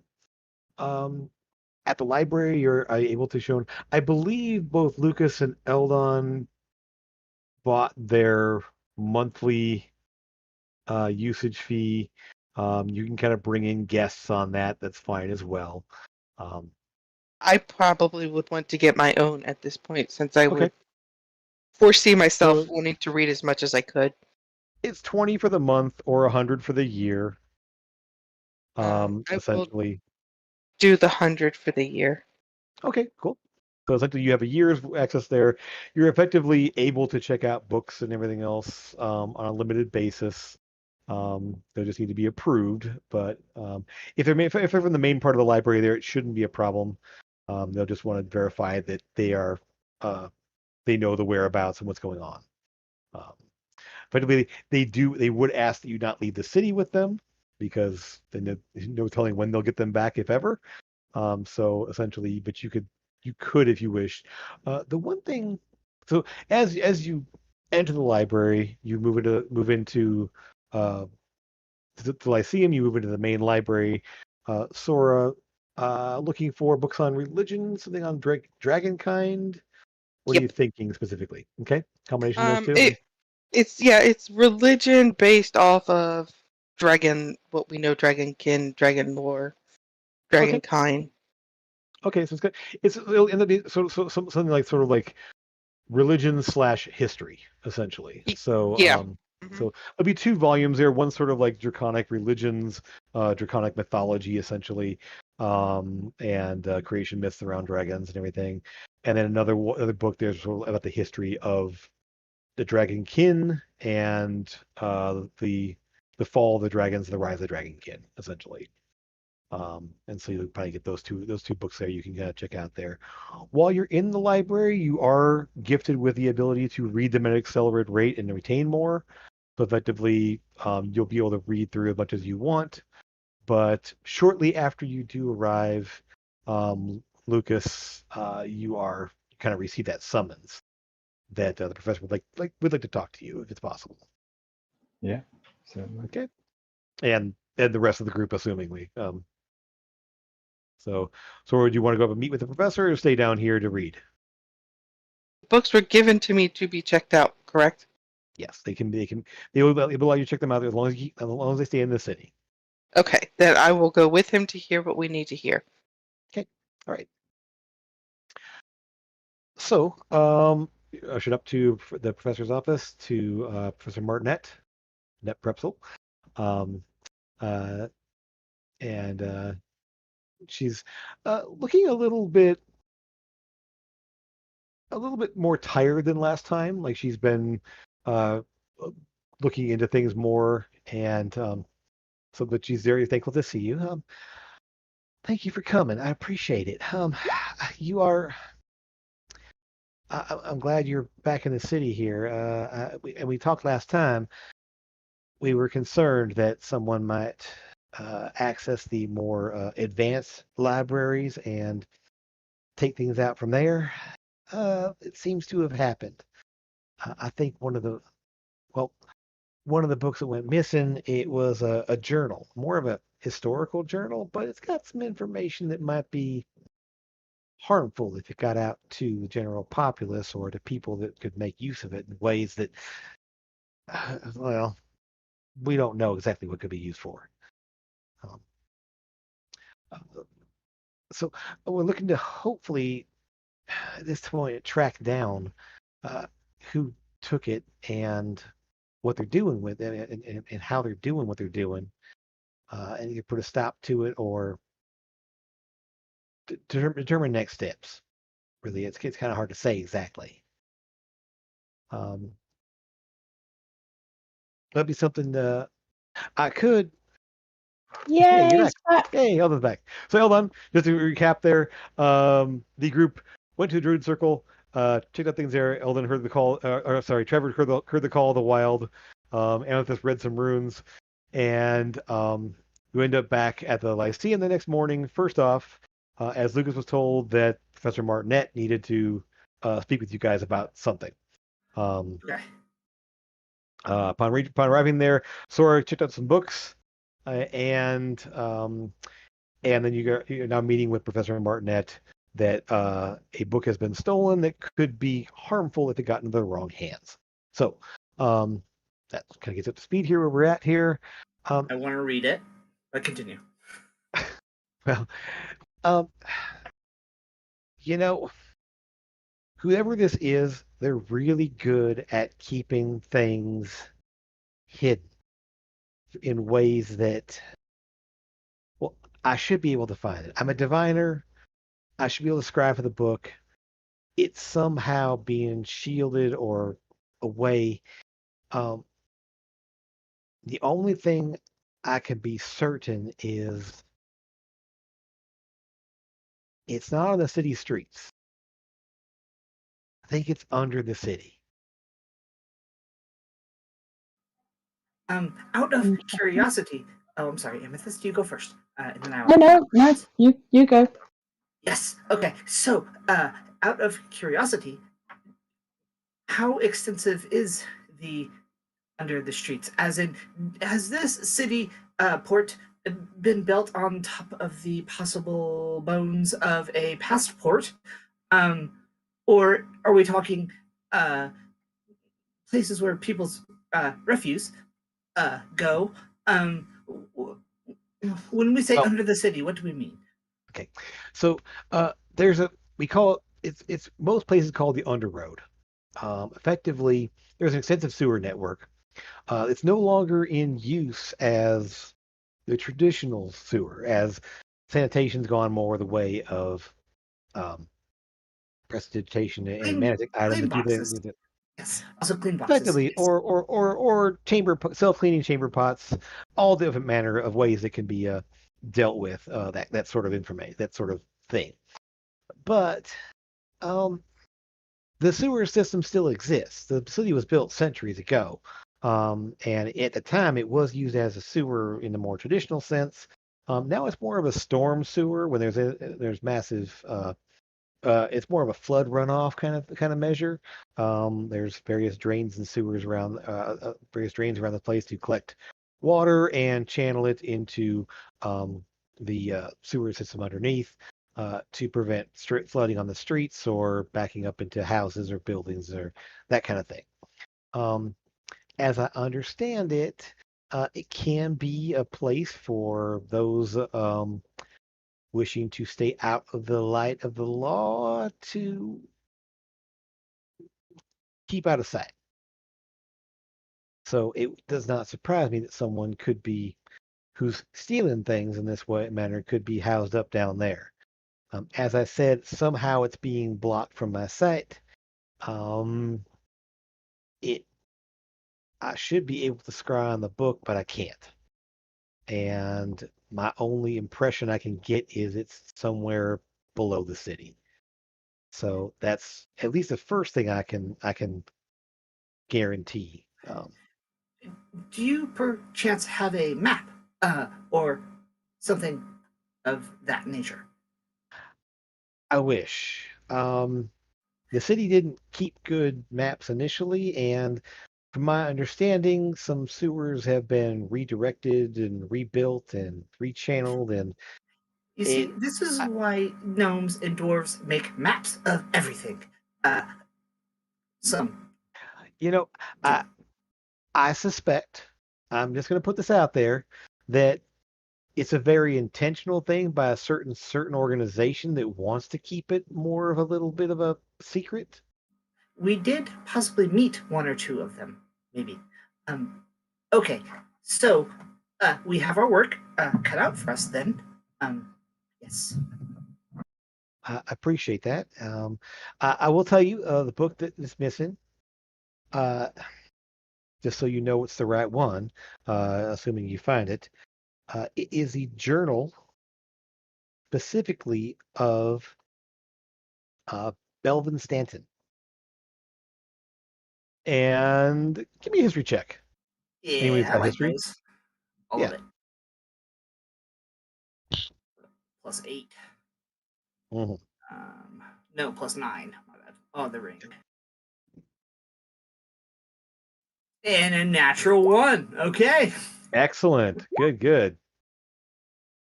Lucas, good. Okay. Trevor, go ahead and give me that as well. Okay, got it. Yep. Happily. Because, yeah. I'm more thinking about the rat's nest that we're about to go and try and find our way through of tunnels. So Trevor and Lucas, you kind of know this information from two different directions. Lucas, you know the stories. There have been tales about this guy, and it's there. Trevor, you know it more from a military aspect, right? In the fact that Belvin Stanton was the founder of the Ivory Lyceum, and he was the brother of the first queen of Dravier. He was the other surviving member of the royal family of Dravier that was taken down by the Dark King. So he is the person that essentially he was a member of the Grand Academy, the Wizards Guild and such in Dravier.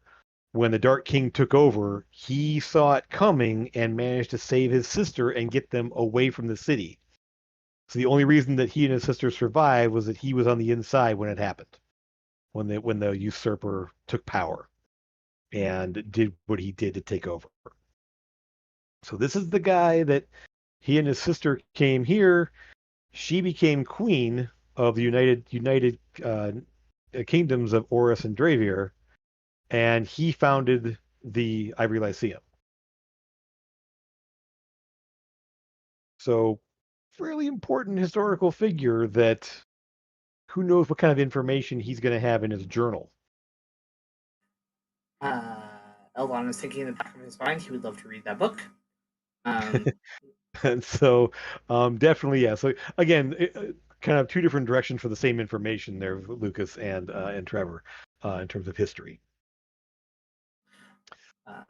So as you can imagine, I mean, the information for someone that a figure of that importance, with such a tumultuous, dark time, who knows what? I have not read it. I should have by now, and I will once we get it back, just to see what's in there. But I have a feeling it's going to be, if somebody's taking it, we don't know why, and we need to get it back.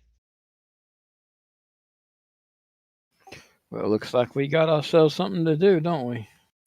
Yes. Oh, I thought we were going to go find your brother.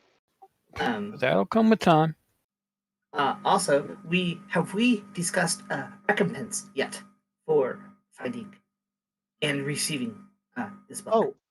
I think I have something that might interest all of you, actually.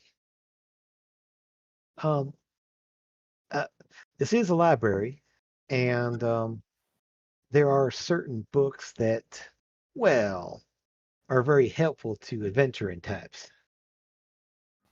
I would gladly give you access to a book each. You have a reading. You are speaking my language. Yes. Yes. And just to be clear on this, if you hadn't picked it up there, these would be like the manual of gainful exercise, the manual of dexterity. Oh, oh my God, really? You will be getting a choice of a stat book that you can read to gain a stat. Wait, all of us, though? Each one of you will get one of your choice. Oh, Daddy like it.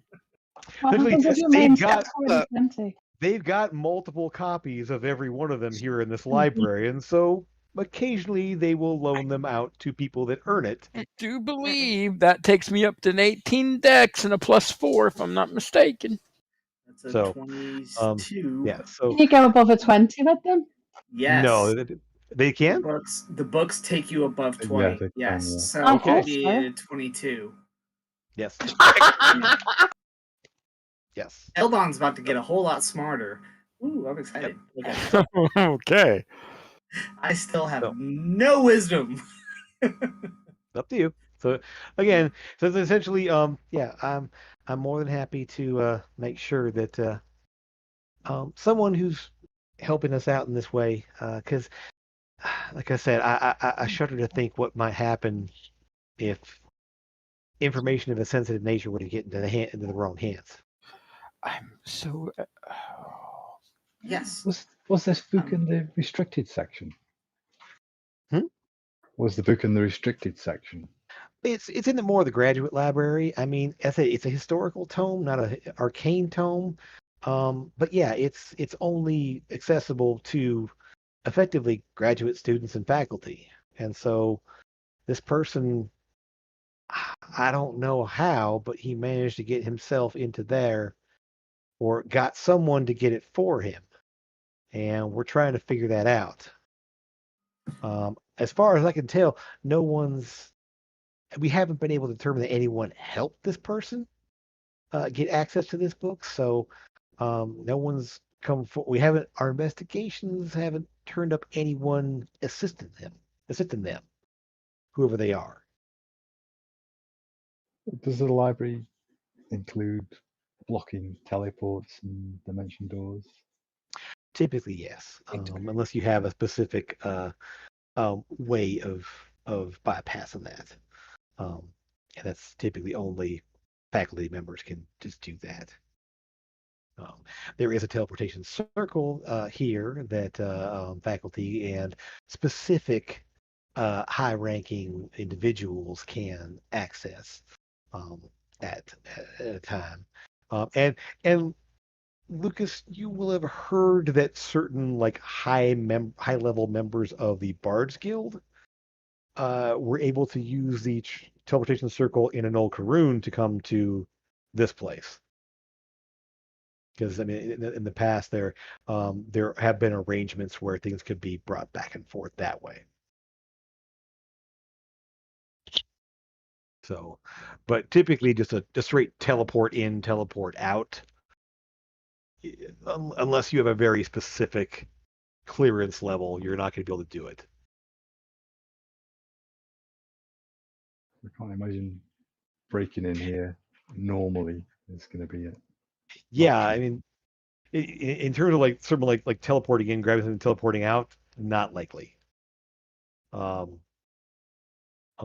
because again, it's like pretty much highest members of faculty, plus the fact that teleportation is a 7th level spell, so you need to be what 13th level is it for that? Yeah. So, Dimension Door, though, I was more thinking of. Dimension Door, yeah. Again, you'd be able to get into. Remember, this is 15 stories tall, so 400 feet. It's beyond 400 feet to go from outside to like the 12th or so story. Actually, no, that's 400 feet. That would do it. If you knew where you were going. Yeah. But as far as you know, yeah. Not right now. Door wouldn't work. It's blocked like behind doors. Like only specific people are allowed to even see the room that these are in. Well, again, graduate students and faculty. Essentially, it's the high level library. Essentially, that only people in a certain program and a certain like level within the Lyceum itself would have access to this place. And yeah, it's that's at least what's going on there. So you know your task. She can definitely confirm that. Yeah, they did not teleport in and teleport out. If you do when you ask about that, and something about where they're at is preventing any kind of scrying directly. And essentially, they just discovered the book was gone because it's not something that like they keep like this person. Like at some point, somebody went to go look for something and it wasn't there. So the last time someone used it was or reviewed it was roughly a week or two ago. And as of a couple of days ago, it wasn't there when someone went to go look for it. Weren't they copying the books before though? Weren't they just taking the book and copying it and then selling a copy? Well, we don't know how long the copying process takes. I mean, it could take days, and so it was sort of discovered that a book that had been that was a buyer was trying, or a person was trying to sell to Alindra, happened to have notations and stuff that belong to books here in the library. So we don't know the extent this has been going on. It's almost impossible to tell at this point. So they might have been might have taken it, been in the process of copying it, and got found out. Well, as I said, I mean, if it's something that takes a week or so to do, I don't know what process they're using to copy this. It's obviously an arcane process of some kind. I mean, I would be extremely interested to find out the method they're using to copy these books. I saw the copy that the Lindra had, and it had actual handwritten notations that were also copied. So this was an almost perfect replica. So the fact that this was Sarah, can I have my Kool-Aid? I didn't mean to yell. okay. So no Kool-Aid for you. So Kool-Aid for me. So yeah, that's what we're dealing with here at least. If you need any more information, feel free to let me know. Or if there's anything else I could do to help with some assistance. But I think investigation and delving into things is more a purview of adventurers like yourselves. Yeah. I'm sure we'll have a look. Very much appreciated. And so you basically are able to head back out there and start your investigations for the most part. Sora, I will say that you've gotten a bit of reading done, and I'll give you some more information at some point here. And I think we'll plan for the future there of like specific questions you're looking into or things you're going there and other information you're trying to find out. But our investigation of the thief and the stacks begins. So, what are your first steps? Well, I would like to quickly stop by the art district momentarily to speak with the art dealer, and then make our way, I guess, into the nearest sewer grate. Yes. Okay. Okay. So there's one thing here. How about anyone else in terms of ideas for where you're headed or checking in with? I mean, I guess I would be like, with all the rangers, like, and stuff like that, I'd be just trying to get in tune with my newfound abilities and being completely new to me. And also reading up on the book that I'm actually thinking I should go. Did they already let us check out a book essentially, or is that something we get later? That's for bringing, that's your reward. Reward for doing the thing. Yeah. Because I'm actually thinking about going a step up in wisdom instead of dexterity to get another. Because of wisdom, it's there's a reason to because of my ranger. I say let's go down to the sewers and go chase after them. Yeah, sewer rat would be nice. I would say this: the sewers are a big place, considering how big the city is. It doesn't take long to find an entrance. There are storm drains in a lot of. Now that you're looking for them, they're fairly well hidden. Let's say I wouldn't say they're hidden, but they're not like the manhole cover in the middle of the street kind of thing. They're sort of tucked off to the side in various places, and you realize, Mr. Ranger and probably Mr. Artificer, these streets are all very gently sloped to cause rainwater to run into those grates. Yeah, like storm drains. Exactly. That's primarily what they are. So you will find along every like 50 to 100 feet, depending on the street, you'll find these little grates that are kind of off to the side of the streets that are fairly well tucked away and not very obvious. Usually at the corner of buildings where some potentially some gutters and stuff can run down to these drains themselves. And again, where the slight sloping would let the water run there naturally when it's raining. So it doesn't take time to find a storm drain, which you could probably get into it. If that's where you want to start with. Maybe we want to. I have. Good. Sorry. Maybe we want to speak to our friends in the Shadow Syndicate, because that's probably where they operate from. That was my question. Do we have a specific contact? We did speak with them momentarily in the alley at one time. I could certainly put the word out. Yes. Trevor, you know how. Yeah, I could definitely do that. Mm-hmm. Yes. So, Trevor, let me ask you this. Sure. You have a contact. I do. In your background. Mm-hmm. Who was that contact? Hold on.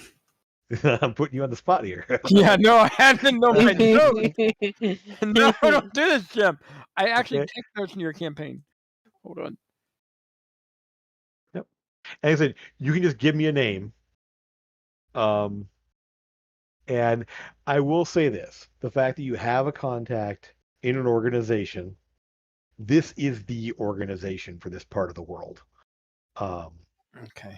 They are the largest group of criminals, let's just say. Now they're organized. They are not a bunch of thugs running around doing stupid stuff.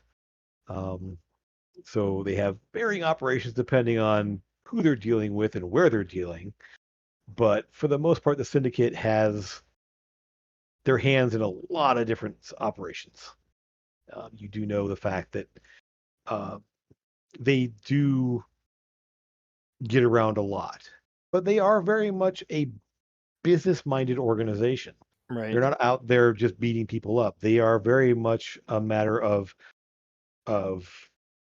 gathering resources and money and people and information, especially. You do also know, I will just say this here, you do know they use they make extensive use of the underroad. Yeah.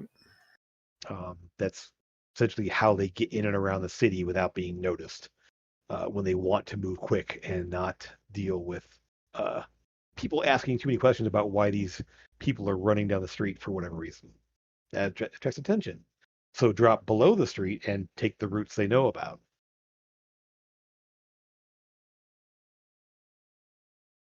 Okay, and you said I actually gave this guy a name at one point. I'm not seeing it anywhere here. I don't. Notes, by the I way. don't think you have. I don't know you have.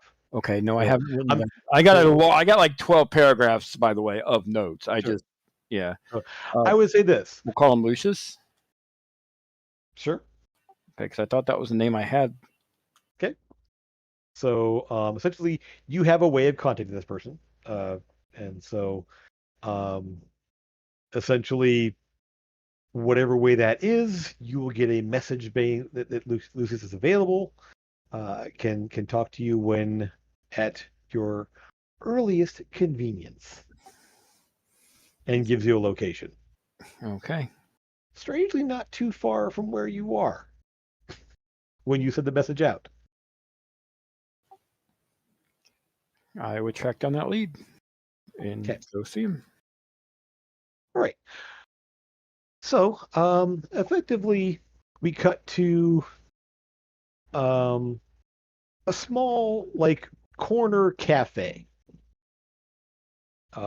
Think that famous Nighthawks painting.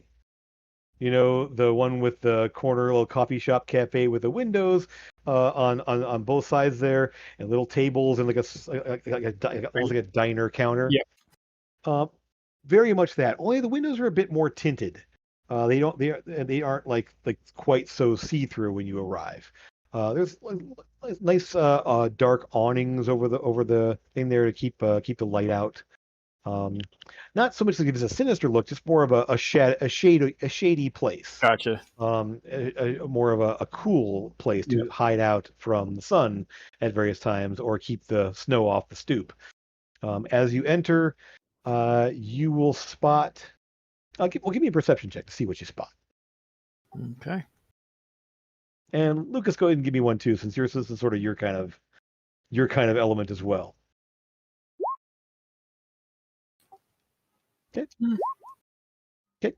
So, you will spot Lucius, and at a booth, just sitting at the booth there. There's a set of like round tables with little chairs all around them, kind of around the length of the room, and then a set of booths along the windows on either side, and then the counter up front with more stools where people can sit at the counters. When you arrive, it's probably late, around 10:30, 11 or so. So not quite lunchtime for most folks, but the breakfast crowd is mostly cleared out, and the lunch crowd hasn't really shown up yet. He's at a booth, right? Just like sitting down. Yep. I'm going to walk up to him, looking up at him while he's sitting down. Sure. He doesn't look up at you directly. However, you do spot there's a person sitting at the booth behind him that is watching you. Mm-hmm. And then I will say, Lucas, for that 20 there, you spot obviously a person there who's eating, and Trevor starts walking toward them. The person behind him who's watching you guys. You also spot the woman at the counter is definitely watching you, and she sort of makes a motion like she's able to reach for something underneath the counter, but doesn't pull anything out. And with that 20, also you'll spot that the cook is looking out through the little window. He has a rolling sort of like, pin with him. Like, no, you see the apron there, and he's just sort of like doing this, just like watching. Currently, there's a little bit of steam and stuff like that rising up from the grill or whatever he's by there, but he's just sort of like, and just not moving. So, what does Lucius look like? He would definitely be like kind of long hair, but not like in a thin way down to like his shoulders. A roguish type wearing multiple leathers with maybe a little bit of fur mixed in. Like up around the neck and maybe down on the shoulders a little bit too. I'm going to guess he would always have some kind of sidearm, like either a short sword or maybe even a couple of daggers or something like that. That would be what I would think of him as. Sure. So kind of dark leathers there, a little bit of fur trim around the neck and the shoulders there. Yeah, that's a little bit there. As so maybe a little bit older than you saw him last. It's been a lot of time with him recently, but essentially, obviously human probably. Yep, human. Okay. So, Trevor, you're looking for a little information, I take it. Always. Okay, good. I see you brought company. Are they joining us, or should we have them get another table? I look over at my compatriots over there, like, well, they're going to know. They're going to know everything anyway. Ain't no secrets between us anymore. All right, then. Kind of like nod them over. If they want to come and join us, they can. If they want to do their own thing, then they can as well. Okay. I would look over at the group and just kind of like nod them, like kind of nudge them over. Like a little tip. You all had a hand in dropping Eldion, didn't you? I heard about that. Good. Oh, he just kind of motions for the tables kind of nearby. Have a seat wherever you like. Yeah. All right. So what can I do for you? Anybody have anything they want to ask? We might as well tell him, because after the information, that we're looking for someone who's been taking books from the Lyceum, books that they shouldn't be allowed on the streets. What, you're telling me that someone is stealing from the White Tower? Oh, they got balls, they do. I'll say that. There's no way. Okay. And where do I fit into this? What do you need from me? They're thought to be in the under city, if you want to call it that. Oh, right. The underroad. Yeah. Lots of ne'er-do-wells find their way into that spot. Yeah, I've been there. Little places tucked out of the way. Okay. That's something to start at least. So we know half the city they're not in. Right. So, what else can you tell me? They're stealing books from the Lyceum. So, okay. And copying them. So they must have some way of arcane, magical way of copying books, I would imagine. Right. So someone with resources to do something with books taken from the Lyceum. And being able to protect them from not being able to track it magically. That's another piece of the puzzle. Very good. All right, then. Let's see. While we got you, there might be something else I need to ask you, but we'll take care of the task at hand first. Of course, yeah. One thing at a time, as they say. Yeah, exactly. So can protect against detection. They're stealing books from the Lyceum somehow, and then are able to copy them and get them back out on the streets. Well, I can definitely start with something. I know of a few places that might be, let's say, shielded, but most of them under our control. So, let's see. Well, Trevor, I think you let out a little detail to include into this fact-finding mission of yours. And what would that be, Lucius? You know what I'm talking about. It's got to be a little payment, right? Payment was never in question. Right. Okay. I always have to be. You haven't told me the amount. You know what contract we're under. You do something for me, I pay. Right. Okay. You just haven't set the terms yet, so I don't know what we're talking about here. I just want to make sure. It's been a while since we dealt together specifically. I want to make sure all arrangements are still intact. Facts never change. Right. Okay. So, let's see here then. Fact finding, uncovering a bit of a layer for someone, keeping themselves low. We're gonna call it 75. I'll make you this deal. Right. First of all, that's on the table. That's 100% accurate. But for an additional 25 gold, you do me a personal favor. Well, depends on the favor, of course. Put the word out on my brother. You know who he is. Oh, I heard a little bit, but you know of him. You can't track him with general means, but someone in Yoa could even. You don't even have to track him down. In fact, I would recommend you not, because as capable as you are in the wrong hands, even with the ambushing party, we wouldn't be any use. But I just want to know information on where I could find him. That's all I want. All right then. You agree to that? I'll give you an additional 25 gold along with the 75 that you're asking. All right then. Has anybody else noticed how all the dodgy criminal characters in this game have all got British accents? I don't know. And I'm a shady criminal background character. Don't you know? There was a bounty hunter. We're not criminals. We're bounty hunters. It is legitimate business. Blacksmith is not a dodgy criminal. Come on. Okay. Yeah. And I can't do a British accent. Otherwise, he would definitely have a country accent. I will say this. I am absolutely thinking of Badger in my head right now. That's why I'm talking like this. Amazing. So yeah.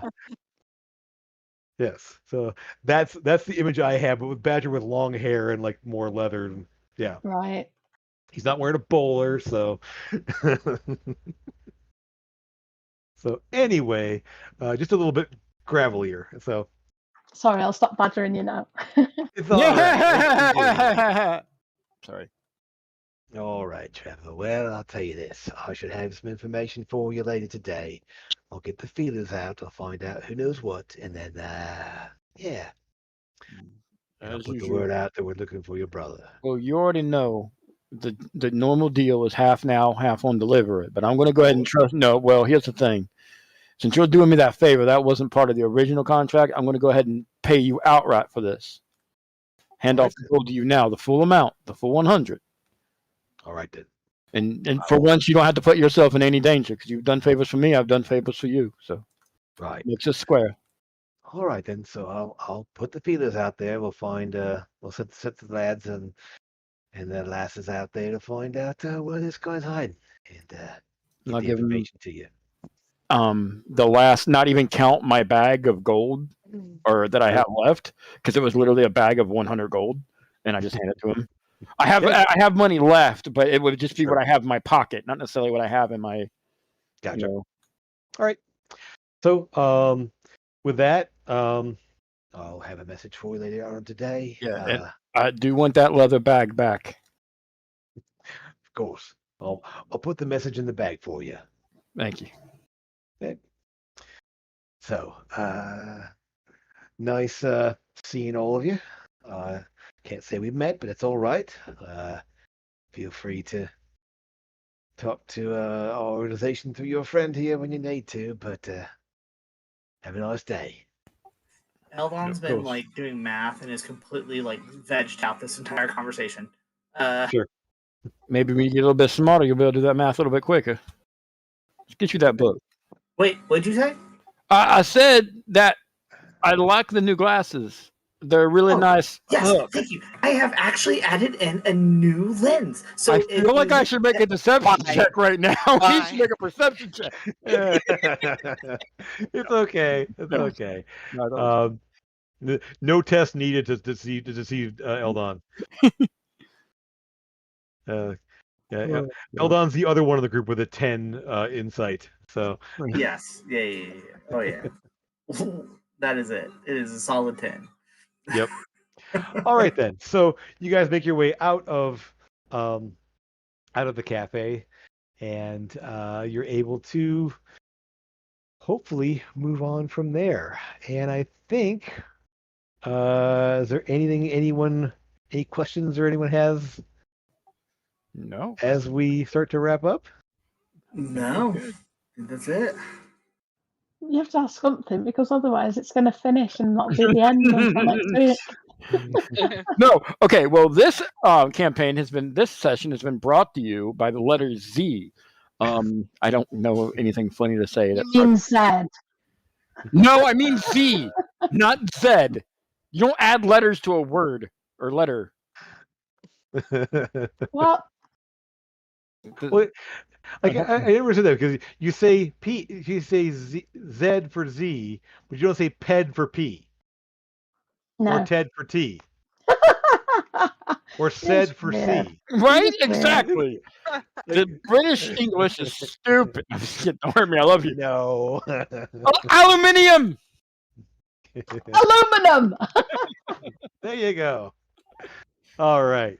Well, in that case, we will pick up with the investigation and tracking down our thief and find out what's going on with that next time.